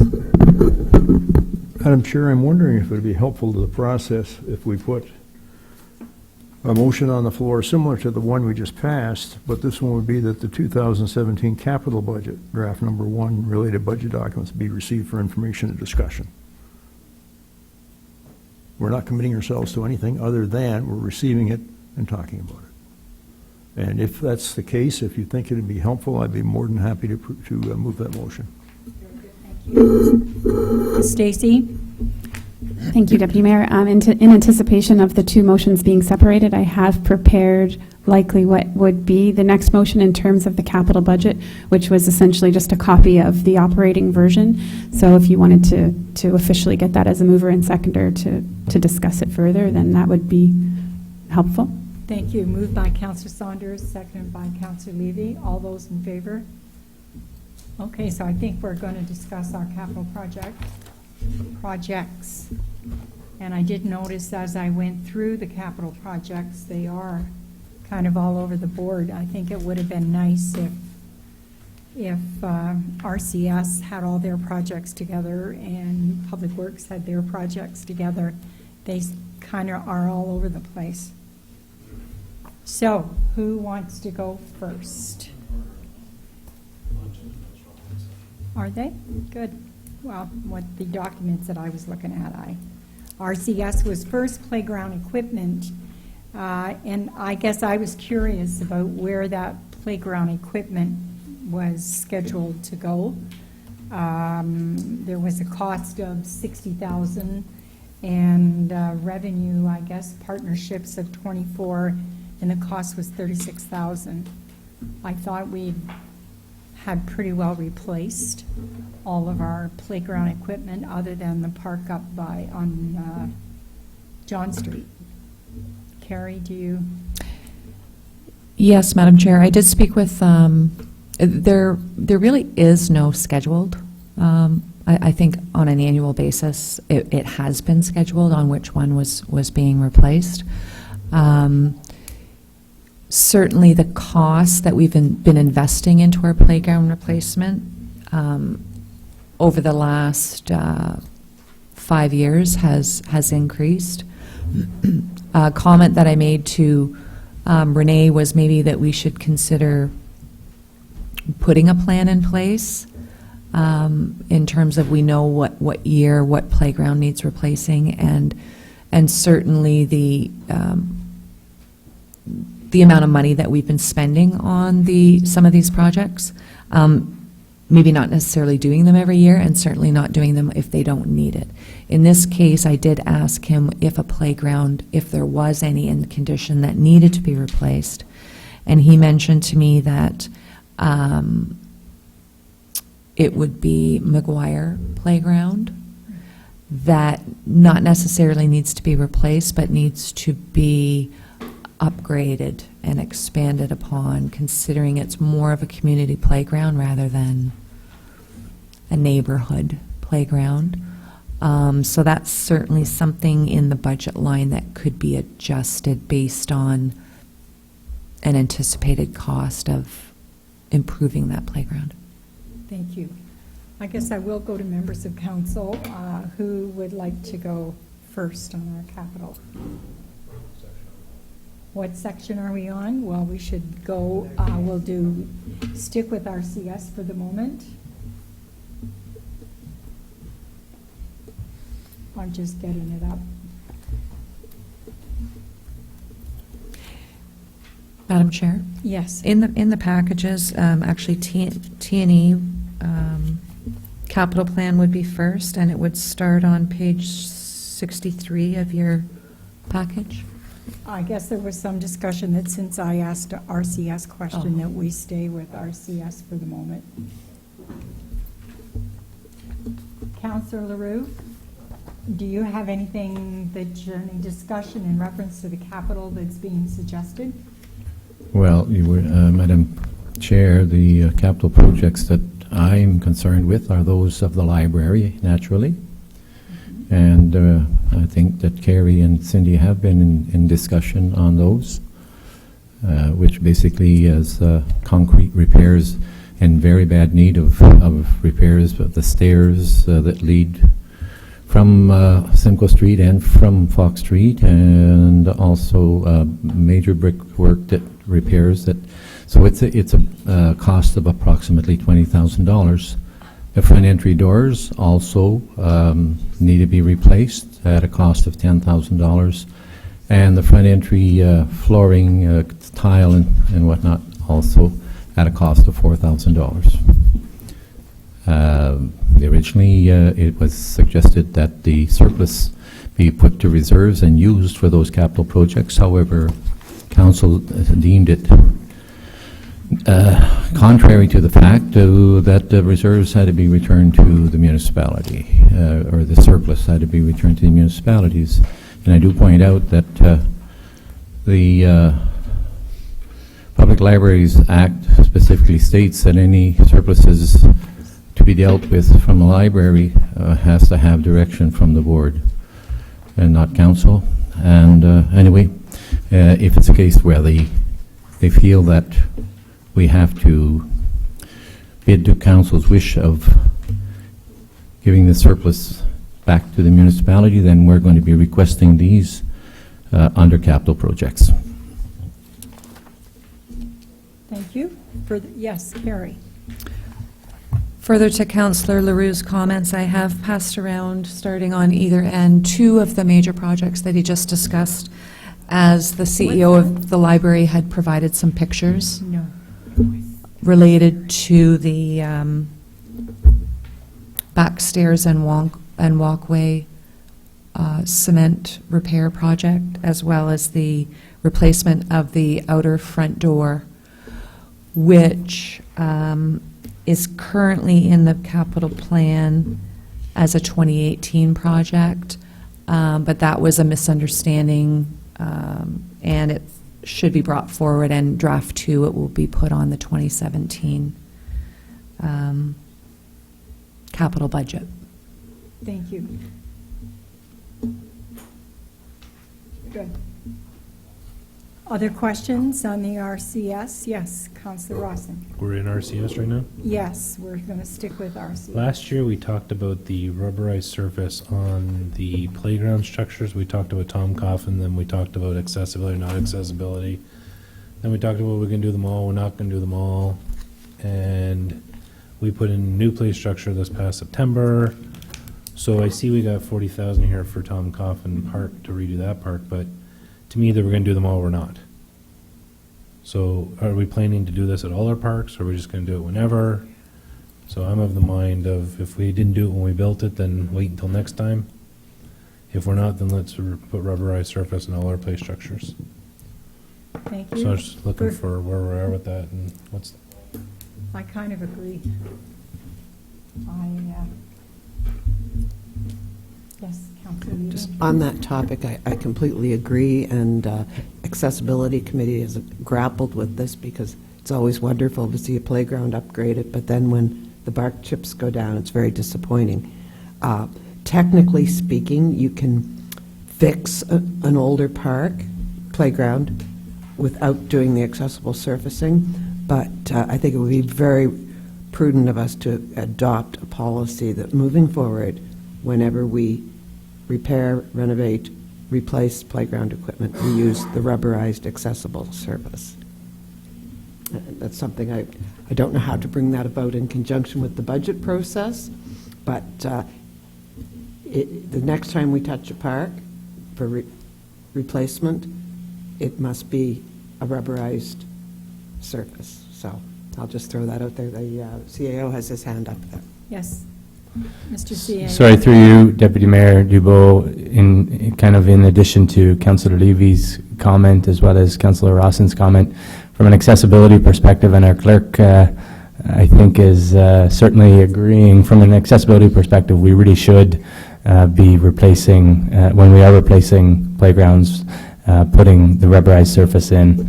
I'm not sure that, I don't think that we need a policy as per se, but certainly, when we talk about what the plan is for our multiple playgrounds, certainly something that when our new director starts, she can work with our facilities manager and put in some sort of a plan on a go forward, and with the understanding that as we are replacing new playgrounds, that they are in accordance with the accessibility standards via the rubberized surface. Hopefully that helps. Thank you. Councillor LaRue? Thank you, Madam Chair. Again, just something for council. If you recall, some time ago we had discussions about possibility of using the old Zamboni to do a skating trail down on our waterfront park. Now, through discussions with Will Baird at your own historical parks, we find that they are going to actually be doing something of that nature down at Discovery Harbor. But in the meantime, we also had a lot of, or I have, and I think Councillor Rawson as well, a lot of requests from individuals saying, well, if it wasn't to become a skating trail, what is the possibility of having it plowed through the winter for walking? So it's something that maybe we could look into or have it looked into, and I think maybe the CAO has been in contact with our facilities manager in discussion. So, Jeff, would you have any comments on that? Sure. Through you, Deputy Mayor Dubois, through to Councillor LaRue. Definitely, I've had some initial conversations with our facilities manager as well as our Director of Public Works. I tend to agree that if Huroney Historical Parks is doing a skating trail, I'm not sure that it's in our best interest to conduct one on our end as well. But certainly in terms of the potential of plowing that waterfront trail, Councillor Rawson did bring forward a notice of motion last Wednesday night to be dealt with next Wednesday night. And should that receive the support of council, it's definitely something we can look into. My knee-jerk reaction is that it's definitely feasible with minimal financial and operational impact, but next Wednesday night, I think that notice of motion will be addressed, and I'll have certainly better information following that, i.e. the feasibility of doing the waterfront trail, but plowing the waterfront trail for walking, a few minor hurdles that would need to be addressed, i.e. the snow groomer and the snowmobile trail, but definitely not something I don't think that can be overcome. Hopefully that addresses your question, Councillor LaRue. Mr. CAO, would that not be an operational rather than capital? If council was to agree to move forward. Yeah, through you, Deputy Mayor Dubois, it definitely would be operational in nature. I think the topic started with the old Zamboni, and I think that's why it was raised during the capital section. As I said, my knee-jerk is that there would be minimal financial impact to conduct that. Okay, Council, we will try to get through RCS for the moment and then maybe have a 5-minute break. Yes? Councillor Louder. Thank you, Madam CEO. No, I Madam don't want Chair. that. chair is just good. A couple of things. I thought we were touching on operational there, so I just wanted to quickly mention a minor concern I had with the curling rink, just in that the maintenance that we have scheduled for them is only $500, and I'm not sure if that's quite enough, but that's neither here nor there right now because we're in capital. So going to capital, what I'd like to do is, I'm getting a lot of feedback. Yeah. 75 going to be on? No, not mine. Okay. So I'm very pleased to see that in the 2017 RCS McGuire Tennis Park resurfacing is being planned for $35,000. This becomes a very, very effective and a great opportunity for Penetanguishene to bring in pickleball. Recently, I sent out to council just a private email just suggesting that I was going to bring this up tonight. But with the current resurfacing being planned, the actual costs are going to be extremely minimal, and half of what I sent out. So in fact, we're at very, very minor dollars, and this is a great opportunity for us to convert one. We'll keep one, I'm suggesting we keep one tennis court at McGuire Park, but the second tennis court, we could convert it into 4 pickleball courts. So now all of a sudden, instead of just having 8 people playing a sport, we can have as many as 20 people playing at once, engaging more of our public and having more people in a happy, healthy, active lifestyle.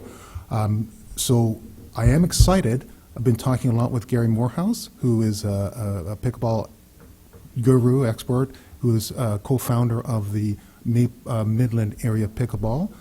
He is scheduled to make a presentation to council next week, and he will be bringing forth a lot of good information. So I'm really excited about this, and I'd like to be able to have, at that point, encourage council to put forth this pickleball court resurfacing in our budget for 2017. So that's the first thing, if I might say, make that introduction. The second thing is that the Trails Committee, we've been meeting regularly, and we are on a platform of trying to put together a trail strategy. One of the things that we haven't actually contacted with Tiny with respect to they're doing a wayfinding right now, and there are 2 opportunities that are coming forth. One is from Simcoe County, and I know His Worship is very, very knowledgeable of the fact that Simcoe County is willing to put forth up to $30,000 matching funds to trail development when such trail developments are intermunicipally related. So we do have a major fund going on with Martin Valley Park and trails this year. However, that's only in Penetanguishene. Kudos, that's great. We're going to work hard with that. But if we can also get some funding that is appropriately, that the town could leverage with Simcoe County, and we can put forth some great planning, connecting municipalities, both us with Midland, with us with Tiny, us with, that's all right now. We actually do touch, no, I won't go into that. So I'm hoping that, and in fact, the Trails Committee has made 2 motions. That's one of them. The second one is Regional Tourism Organization 7, so RTO 7, has a similar funding opportunity whereby they'll match up to $25,000 for wayfinding signs, something that we need in the town tremendously, both from a planning standpoint and from a trails and from an activity standpoint. One of the things that I've found in my many years in the Trails Committee is the fact that trails are there, but no one knows about them. So we need wayfinding, we need signs. So once again, $25,000 in potential matching funding. So what I'm proposing that council endorses the fact that we put some money towards, make some money available so that when projects come up, we can match those projects with funding from other corporations. And if we don't have it in our budget available for matching dollars, we can't use them. So once again, I'd like to direct or have council endorse that sort of direction to staff to put some sort of money into trails and both wayfinding and trail development intermunicipal. Thank you. Thank you. Your Worship, I see that you put your... Oh, just for Stacy, I pulled the recommendation on the 3-year commitment to economic development was on May 11th minutes. It was carried, but maybe you can pull that up and read it to council. So we did find it. We did approve for the 3 years. And we did make that commitment when we joined with Tiny Tane Midland moving forward as on that as well. But it's the May 11th is what you're looking for, Stace. To Councillor Louder's proposals, are you proposing that we add some dollars into our draft 2 of our capital projects? Yes, I am, Madam Chair. The actual amount, if I could, for the pickleball would be $7,000. I was going to hold off on actually mentioning that amount because it's going to be brought in. It's actually slightly less than that. It's going to be brought. Exact numbers are going to be brought forward next week in Gary Morehouse's presentation, and I'd love people to come out and join council in next week's assembly. But if I could put forth a motion for $7,000 towards the resurfacing of McGuire Park to convert one of the tennis courts into 4 pickleball courts, I would like to do that now. What is in the budget is $35,000 for resurfacing of the tennis courts at McGuire Park. That is correct. So are you suggesting that you want to add an additional $7,000 to that? Madam Chair, I personally have got a tough time with $35,000. So I feel that we can get the whole thing done at $35,000, including the pickleball enclosure. And I say that in all honesty, but, you know, for example, one of the courts we've just done, the pickleball club has just done one court at Tiffin, and the total cost, including resurfacing, including everything I'm saying, it was only $15,000. So I'm thinking we can probably do it in the $35,000. So maybe the direction is just for council to accept the pickleball courts. However, if we need an extra $7,000, I know with the assistance of the Midland Area Pickleball map, we would be able for $42,000, we definitely would be able to get 4 pickleball courts in there, plus resurfacing that we have allocated currently.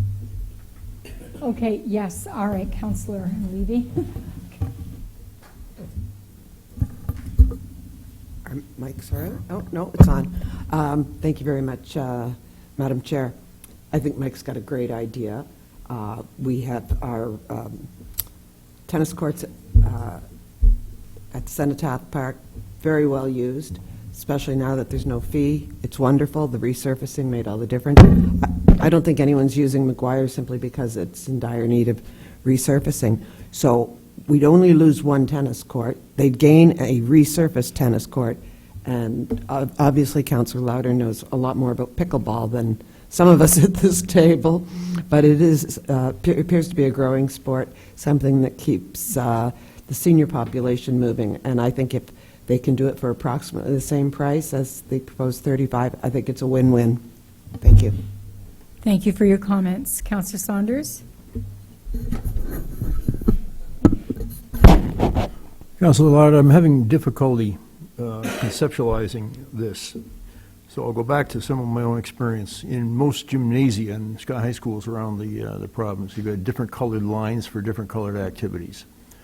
I'm asking myself, because I don't have a full grasp of pickleball, is this the kind of situation where all we need is really different colored lines, so that if people want to play tennis, they can play in the tennis lines. If they want to play pickleball, they can play in the pickleball lines? Thank you, Councilor Saunders. If I can respond to that, that's exactly what we have at McGuire Park right now. We have 2 tennis courts.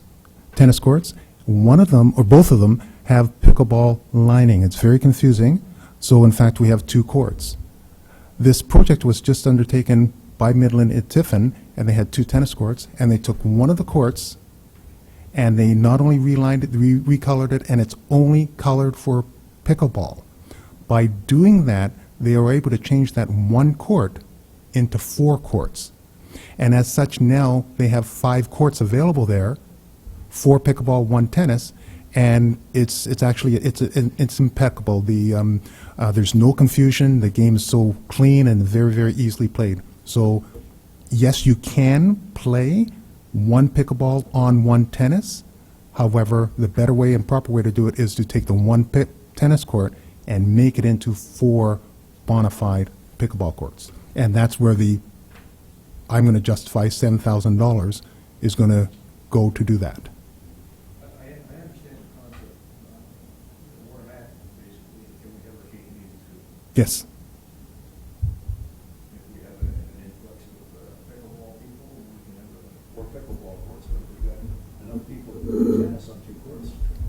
No, in fact, what we're talking about, by dedicating, we had actually put up fences. So in fact, one side would be one big court. The second side would be fenced, so that there's 4 pickleball courts, and they're all aligned nicely, dedicated for pickleball. So no, we'd have 1 pickleball and 1 tennis and 4 pickleball courts is the end effect. We'd only have 1 set going on in tennis at any time at McGuire Park. Okay. Oh, absolutely, and that's why the other part of this is there's going to be a full presentation with pictures and everything else coming next week. Yeah, and I think that's going to be very important for us to have that.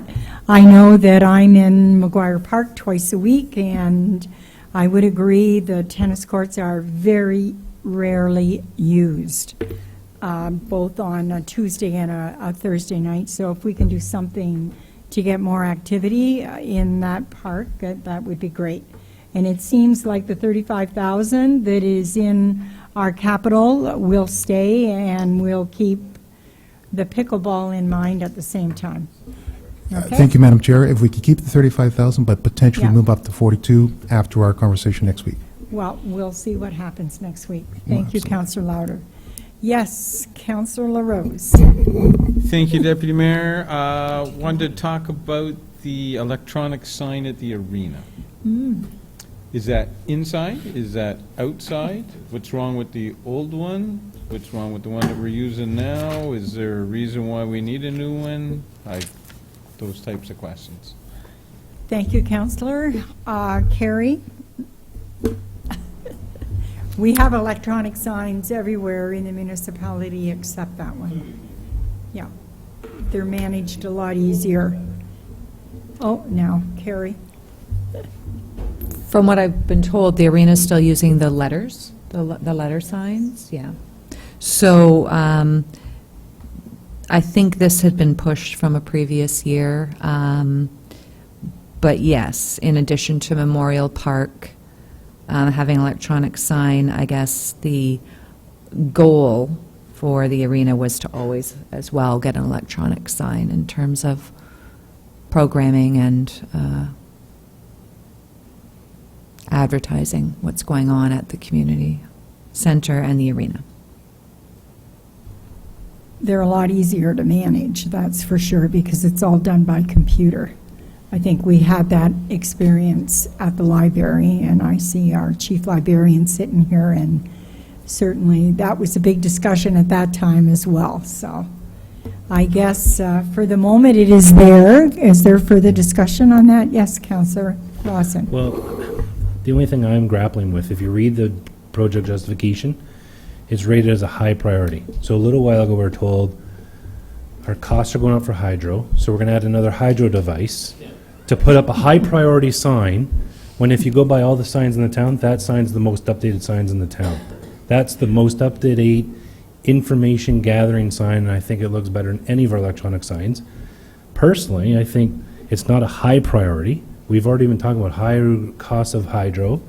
Brian said he wants to do LED lights in town. I think that's a higher priority in the sign. It works. Why we need and want. Thank you. Yes, Councillor Levy? Agreed. Agreed. So I think the electric sign is out. Well, there is a proposal to do LED upgrades in the arena parking lot, so.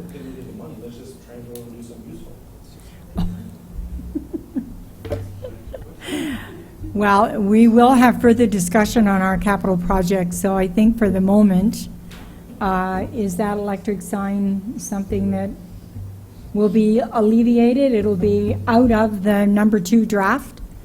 Yes, Carrie? I was just reviewing the RCS projects as well, and the compressor replacement is on there that I spoke to Renee about. However, I don't see the seasonal ice controller that we also spoke about, so I would like to include that on draft 2. Thank you. Maybe in place of one of these other ones. I'm assuming from the previous the comments earlier that Project 871, the rubberized surface at Tom Coffin Park would be removed as well. Tom Coffin Park rubberized surface. I think there was a desire perhaps for the moment, but in future, when we Right. replace, we need to include. Is there anything else for RCS? We're going to take a break here for 5 minutes. Yes. If I can, I think we should leave that rubberized surface, let's just come up with a plan idea. Like, I think we're all saying the same thing, instead of getting rid of that, let's just keep it and keep it for rubberized surface replacement, whether we do Tom Coffin or not, let's just keep it for the plans. We have a new park coming, at least with them we have the funds. We did 2 parks this year, so maybe we do something with them, but I don't think personally we should get rid of that. I'm just saying, we need to better plan this. When we put up a park, it should be the full Monty. I personally don't think we should get rid of it. Thank you. Carrie, would you like to comment on that? Again, along the lines of what I was thinking about, and I mentioned earlier, and also until our new Director of Recreation starts and has some time to get familiarized with the parks and the playground equipment. And as well, I had mentioned that we've invested quite a bit in that playground replacement program on an annual basis, is to maybe, as Councillor Rawson suggested, is maybe to take the 40,000 for the rubberized surface and the 36,000 or thereabouts, and start a playground replacement reserve with it. Because if council's wishes is to, when you replace a playground, which we just did this year for $60,000, and it did not include a rubberized surface, we're looking at $100,000 to replace a playground. Okay, so I think I hear that you will keep it in for our draft number 2.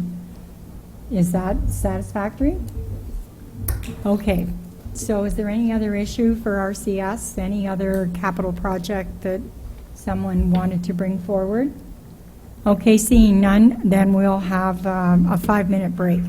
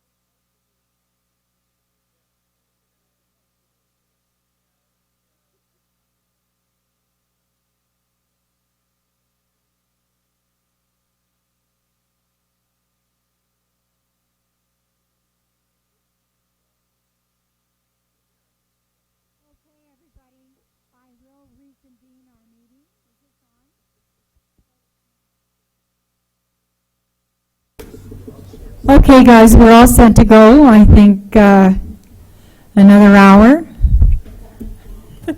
Hopefully, just an hour. All right. Carrie, maybe less. Carrie, we with RCS, we just had a chat. We're all finished. Is there anything you'd like to? Thank you, Madam Chair. If I could summarize the changes for draft 2 that I heard? Yes, go ahead.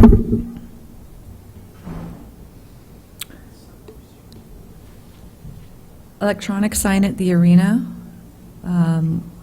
will be removed. $25,000 for a $50,000 wayfinding signage program will be included. $25,000 taxation with a matching $25,000 grant. Hopefully. Conditional on the grant, I Yes, would assume. absolutely.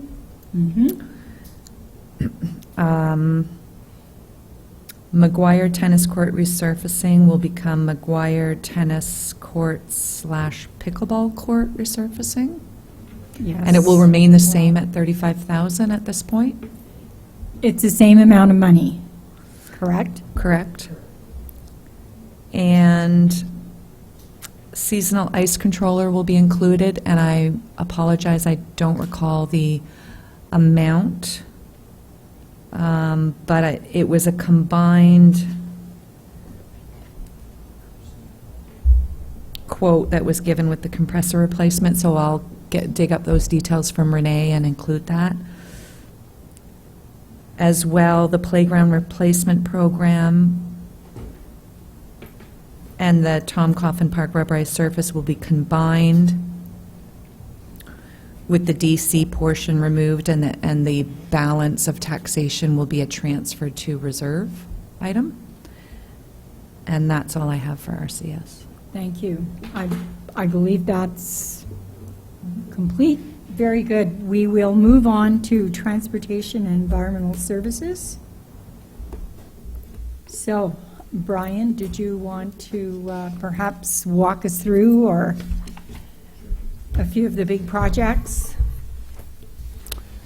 Just for clarification, Madam Chair, did you want me to go through the entire 10-year plan or 2017? No. A suggestion was just made that perhaps I'll throw it out to council if who has a question on some of the projects that have been included. If there's no discussion, then we'll move on. Everybody, T&E? Are there questions on the capital?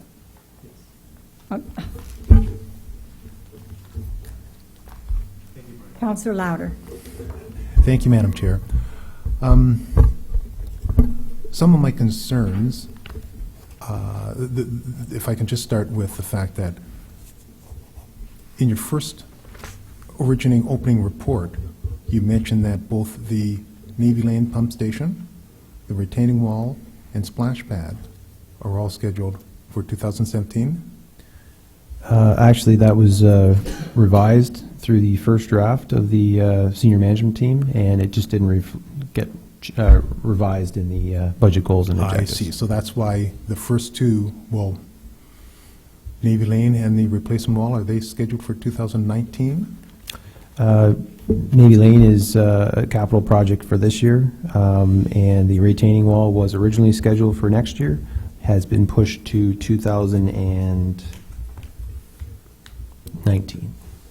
And the last one I mentioned, the splash pad, is it 21? Splash pad parking improvements, 2021. I see. So the final report is more accurate. Yes. Good. Thank you. Councillor LaRousse? Thank you, Madam Chair. Actually, it's more a compliment to Brian on Champlain Road. Job well done. Today they lined all the bicycle trails, the walk path and the bicycles. It's all completed today. Looks super great. And the one question I would ask Brian is, where did we fare out budget-wise? We're through Madam Chair, Deputy Mayor Dubeau to Councillor Leroux. We're still receiving some payment certificates from Beamish Morgan Construction. I think in the end, we'll probably land about, the original project budget was about 3.2. We did receive the provincial grant of a little over $1 million. So we will probably fare between, I'd say 2.4 to 2.5 million, and then minus our third funding from the province of about 800,000. So we'll probably be net 1.6 million. Good. I think that was a little off topic, Councillor Leroux. Okay. All right, that's good. Well, let's hope that capital projects in 2017 will have the same result. Yes, like our Main Street. Yes, Councillor Louder? Thank you, Madam Chair. Yes, and sorry, we just touched on the Main Street. So I have about 3 little ones, but the first one is Main Street, because I actually see it in both 2017 and 2018. I'm wondering, did we not try to do as much this year? So I'm wondering why there's such a large amount set towards next year. The other part of that question is the fact that our subsidy was 1.7 million, and I thought it was actually more in the line of 3.5 million, so I was wondering where the rest of that money is coming from. And then the final part, actually, we're talking about the LED lights, and that's scheduled, so I won't talk about that because that's in 2018, or can I mention it now? If you like. Okay, great, because I'm just wondering with that 100,000, I know Councillor Rawson has mentioned this a couple of times, but I'd love the fact that there must be some sort of energy efficiency grants available, so hopefully that'll lead greatly into that. And then finally, you know what, I don't want to talk about Navy Lane, because originally I thought that was scheduled earlier, and now that it's at 2019, that's too far in the future.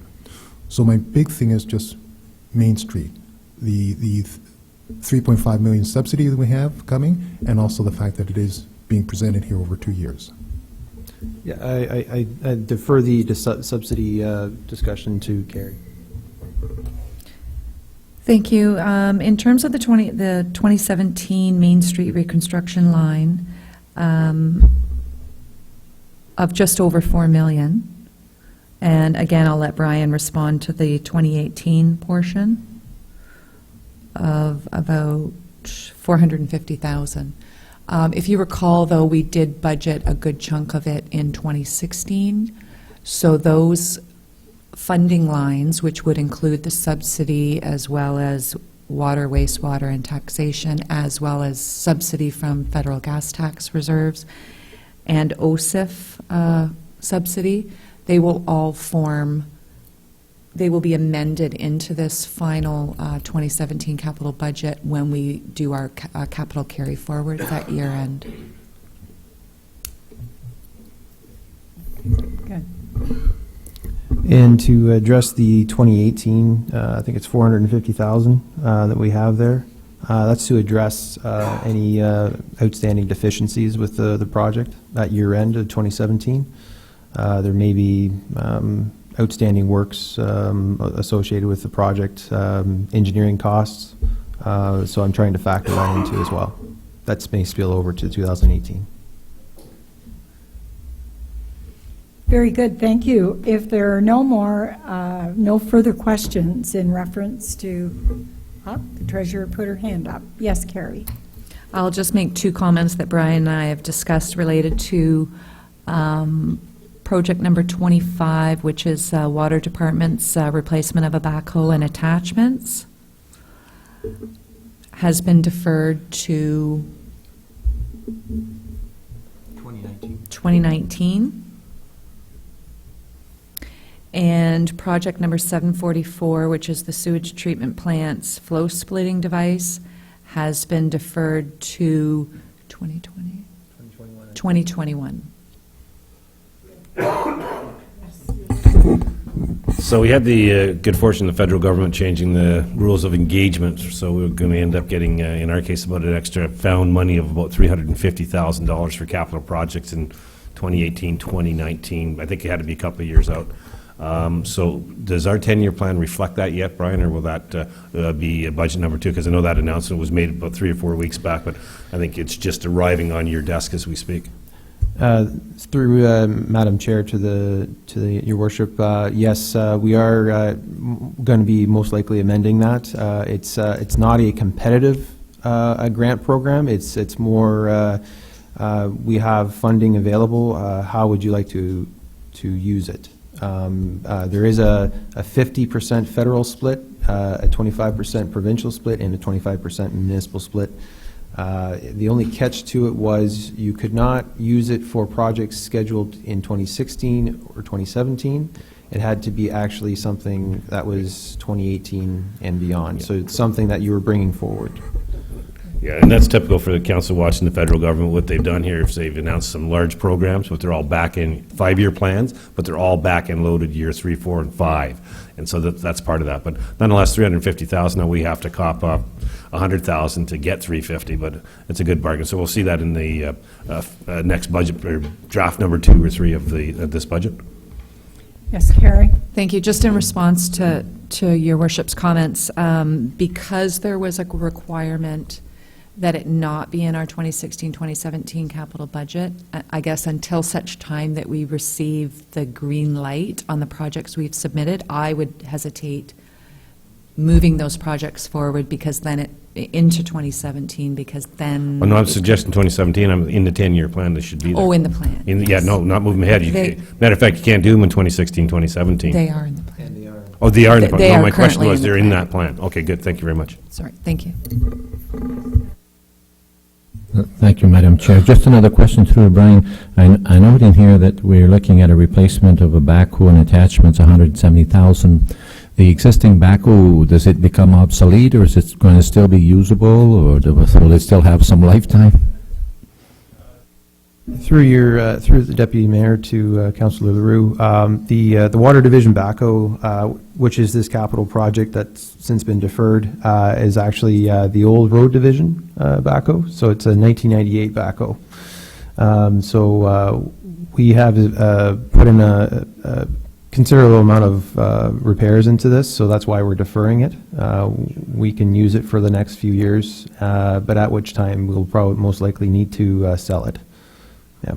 Follow our asset disposal policy. Very good, Brian. You just caught yourself. Further discussion on any items for T&E? Okay, so we will move on to Planning and Community Development Services, section budget. Now, we have had some discussion about planning, so Andrea, do you have anything, or does a member of council have a question on any of the items that have been brought forward? They're happy. Seeing none, we will move on, and we've done recreation. Wow. So it's finance and corporate services. Does anyone have a question in finance? And I'll have to look back and see what we were up to. Fire is in our budget.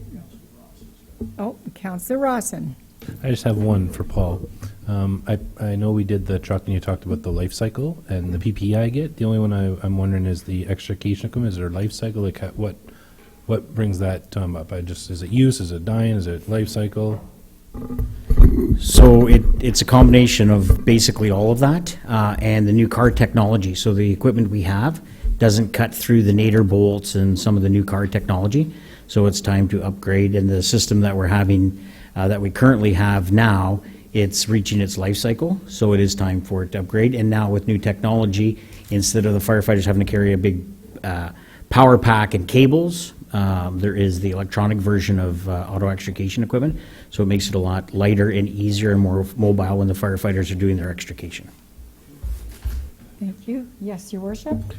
Thank you very much. It might be in the corporate computer hardware software, but we now have this live streaming capabilities, and we actually talked about being able to go mobile, so we're doing Remembrance Day celebrations, or we're having a grand opening at the amphitheater, something at Town Dock that we could go around. Is there anything in the budget that allows us to take this live stream now and deliver it beyond the four walls of Town Hall? Besides taking selfies with Debbie's cell phone. Carrie? Did you, yeah, somebody? Not at this time. There's nothing in there. Having said that, the annual amount isn't necessarily set in stone and dedicated strictly for workstations and printers and whatnot, but certainly the years where we're replacing council laptops, we've bumped it up. So we can keep that in mind with our budget, but as well, maybe we could consider increasing the annual amount. Madam Chair? Thank you. Yes, Your Worship. Maybe through you to Stacy, do we have a dollar amount that we should put it? I'd like to put a placeholder in. Like, I think this is great. People are watching it. I know I get feedback. You go on YouTube and you see how many people are logging in even after the fact. So I'd like to see this. I think this is a wonderful thing, but I think we'd be short-sighted not to throw some money at it. So, Stacy, any idea of dollars or? I don't think we're struggling in terms of infrastructure, camera. We'd have to get another camera. I don't think there's a lot. The system's already set up. I think probably where we would need to focus on is getting more Wi-Fi throughout the town, and I know Carrie's been working on that in individual spots. So it's the actual connection that we would struggle with, is making sure that the connection is big enough and strong enough for it to actually handle something like a live feed. All right, thank you. Okay, sure. But you don't suggest any dollar figure? It's hard to guess. I think our treasurer might have an idea if she's had an additional Wi-Fi hub. I think maybe there was one installed down at the town dock briefly. That might give us an idea, but I've had no experience with the Wi-Fi being extended outside of town hall. Okay, I think Councillor Rawson wanted to comment to that. I agree with Mayor Marshall 100%. I get a lot of great feedback on this. And I remember last time we talked about this, we talked about version 1, version 2, version 3. And although ours is good now, like the camera's over there and you see, that now we see Dan at least, but it's like that.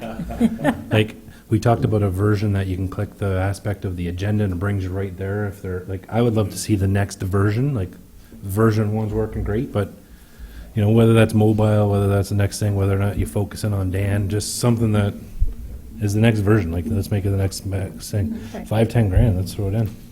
Maybe we should wait a couple of weeks until we get ready for our number 2 at this. Like once this goes into phase 2 and give staff a little bit of time to plug a number in, but we should plug a number in. Yep. So, Carrie, if you can make a budget note for that, then plug a number in, 5 to 10 or whatever the appropriate one is, and get back to us. I agree with Dan. Like, do some research and but I'd like to see a number in there, and I think I see heads going around that we generally would. That's good. Yes, Councillor Levy. Yeah, I just wanted to comment that, while I appreciate what the mayor's saying, I would prefer to focus on improving the coverage we have in this room. I'd place the most importance on people getting access to us in decision-making mode versus play mode. Everyone's got a smartphone. Everyone can take a clip of something happening in the park and post it on YouTube. But as far as people following our meetings here and listening to us and seeing us and hearing the discussion when it comes to making a decision, that should be our priority. And for that, I appreciate Councillor Rawson's concept of improving what we're doing now. That's all. Thank you for those comments. I think the treasurer has heard the comments and will get some background information. Paul, the question that I wanted to ask was out the pumper rescue project for $246,000. Is that all in next year, or is that phased over a period of time? No, that would be all next year, Deputy Mayor, because we've already been putting some money away. However, last year when we passed our budget in that, the Canadian dollar was sitting in around the 84 cent, and then in 2016 it crashed, so that sent cabs and chassis prices.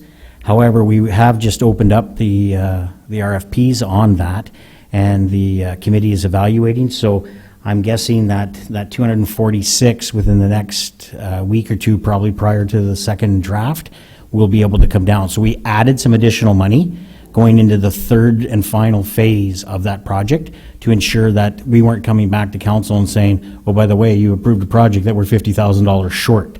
We had an opportunity to deal with a possible shortfall, and we have it narrowed down to 3 suppliers, and now they're just going through the final fine-tuning to make sure that everybody has submitted what we had, 15 items that we had said were mandatory, and the price range is ranging not far off of what we had originally budgeted at the 525, up closer to the 600,000. So I think once the committee does their evaluation, we may be able to see that potential increase that we asked for will be reduced, but that will be the final phase of that project for delivery of the truck in 2018. Very good, thank you. Are there other comments?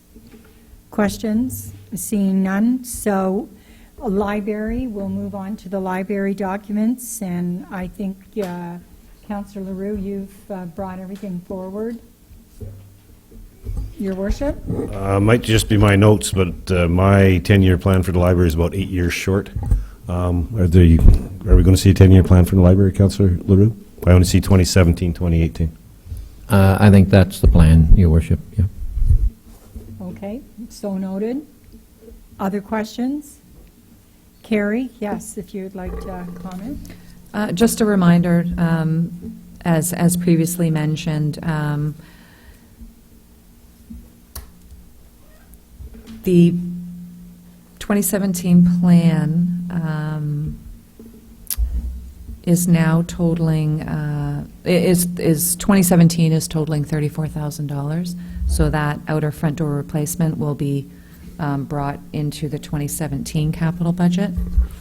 And also related to the back stairs and walkway funding allocation, it will be coming back during draft 2 as $20,000 under taxation.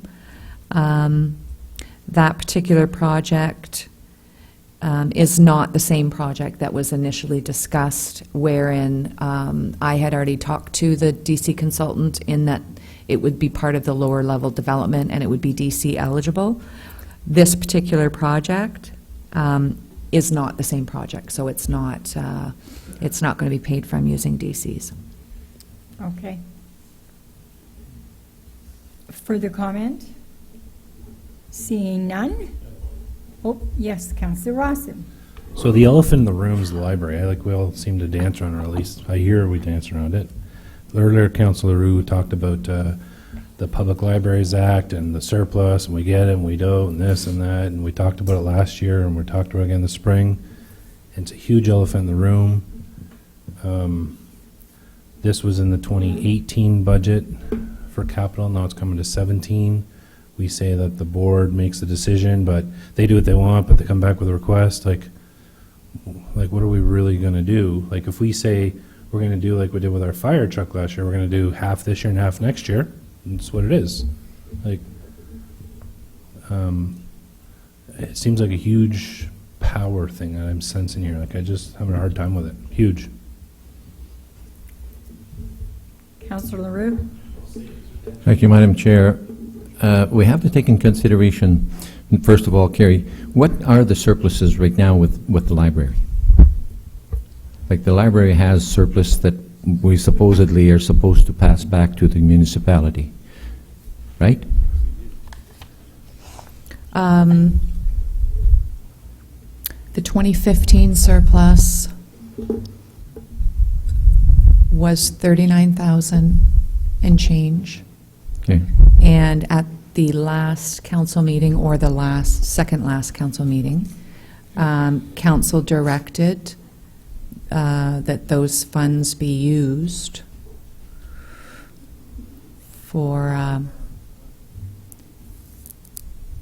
half of it was to go to capital and the other half was to pay down debt, I don't recall the exact details. All the surplus. So, in terms of the library surplus, there isn't any. In terms of the library's reserves, they've all been allocated to the 2016 capital budget for the library.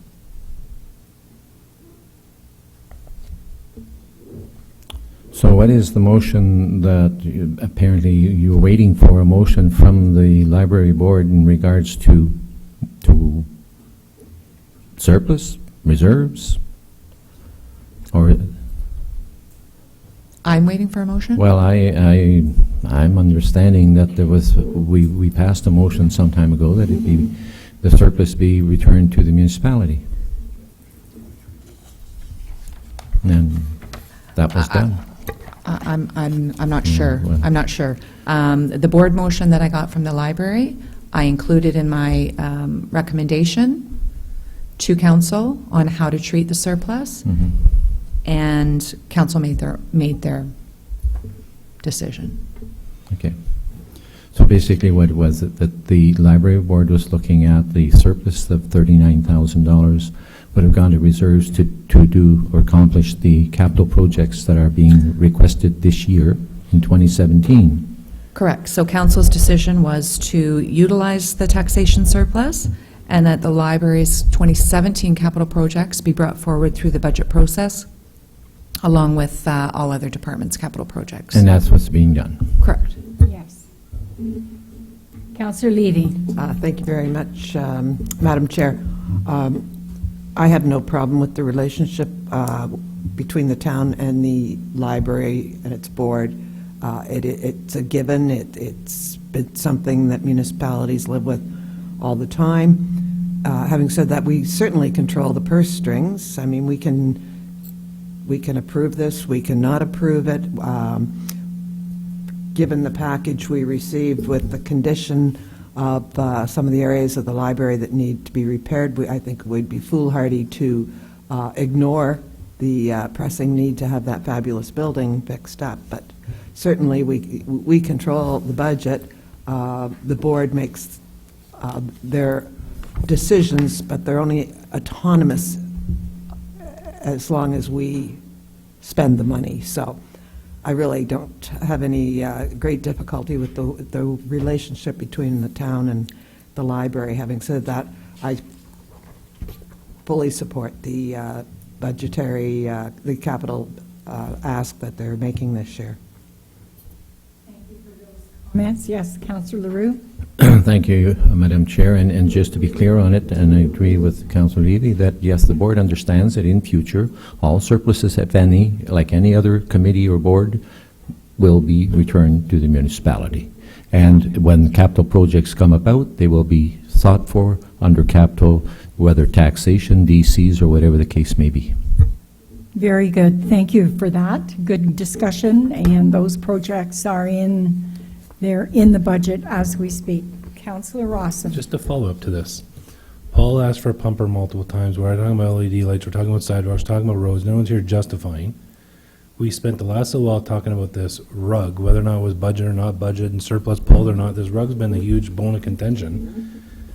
Well, not for you, but it has for some people. But at the end of the day, I haven't seen these pictures, but if the stairs were that bad, how do we not know about it at the start of this year? Like, if it's a health and safety issue and someone's going to fall and die falling these stairs, why wasn't it done earlier? Why wasn't that part of the capital plan put in sooner?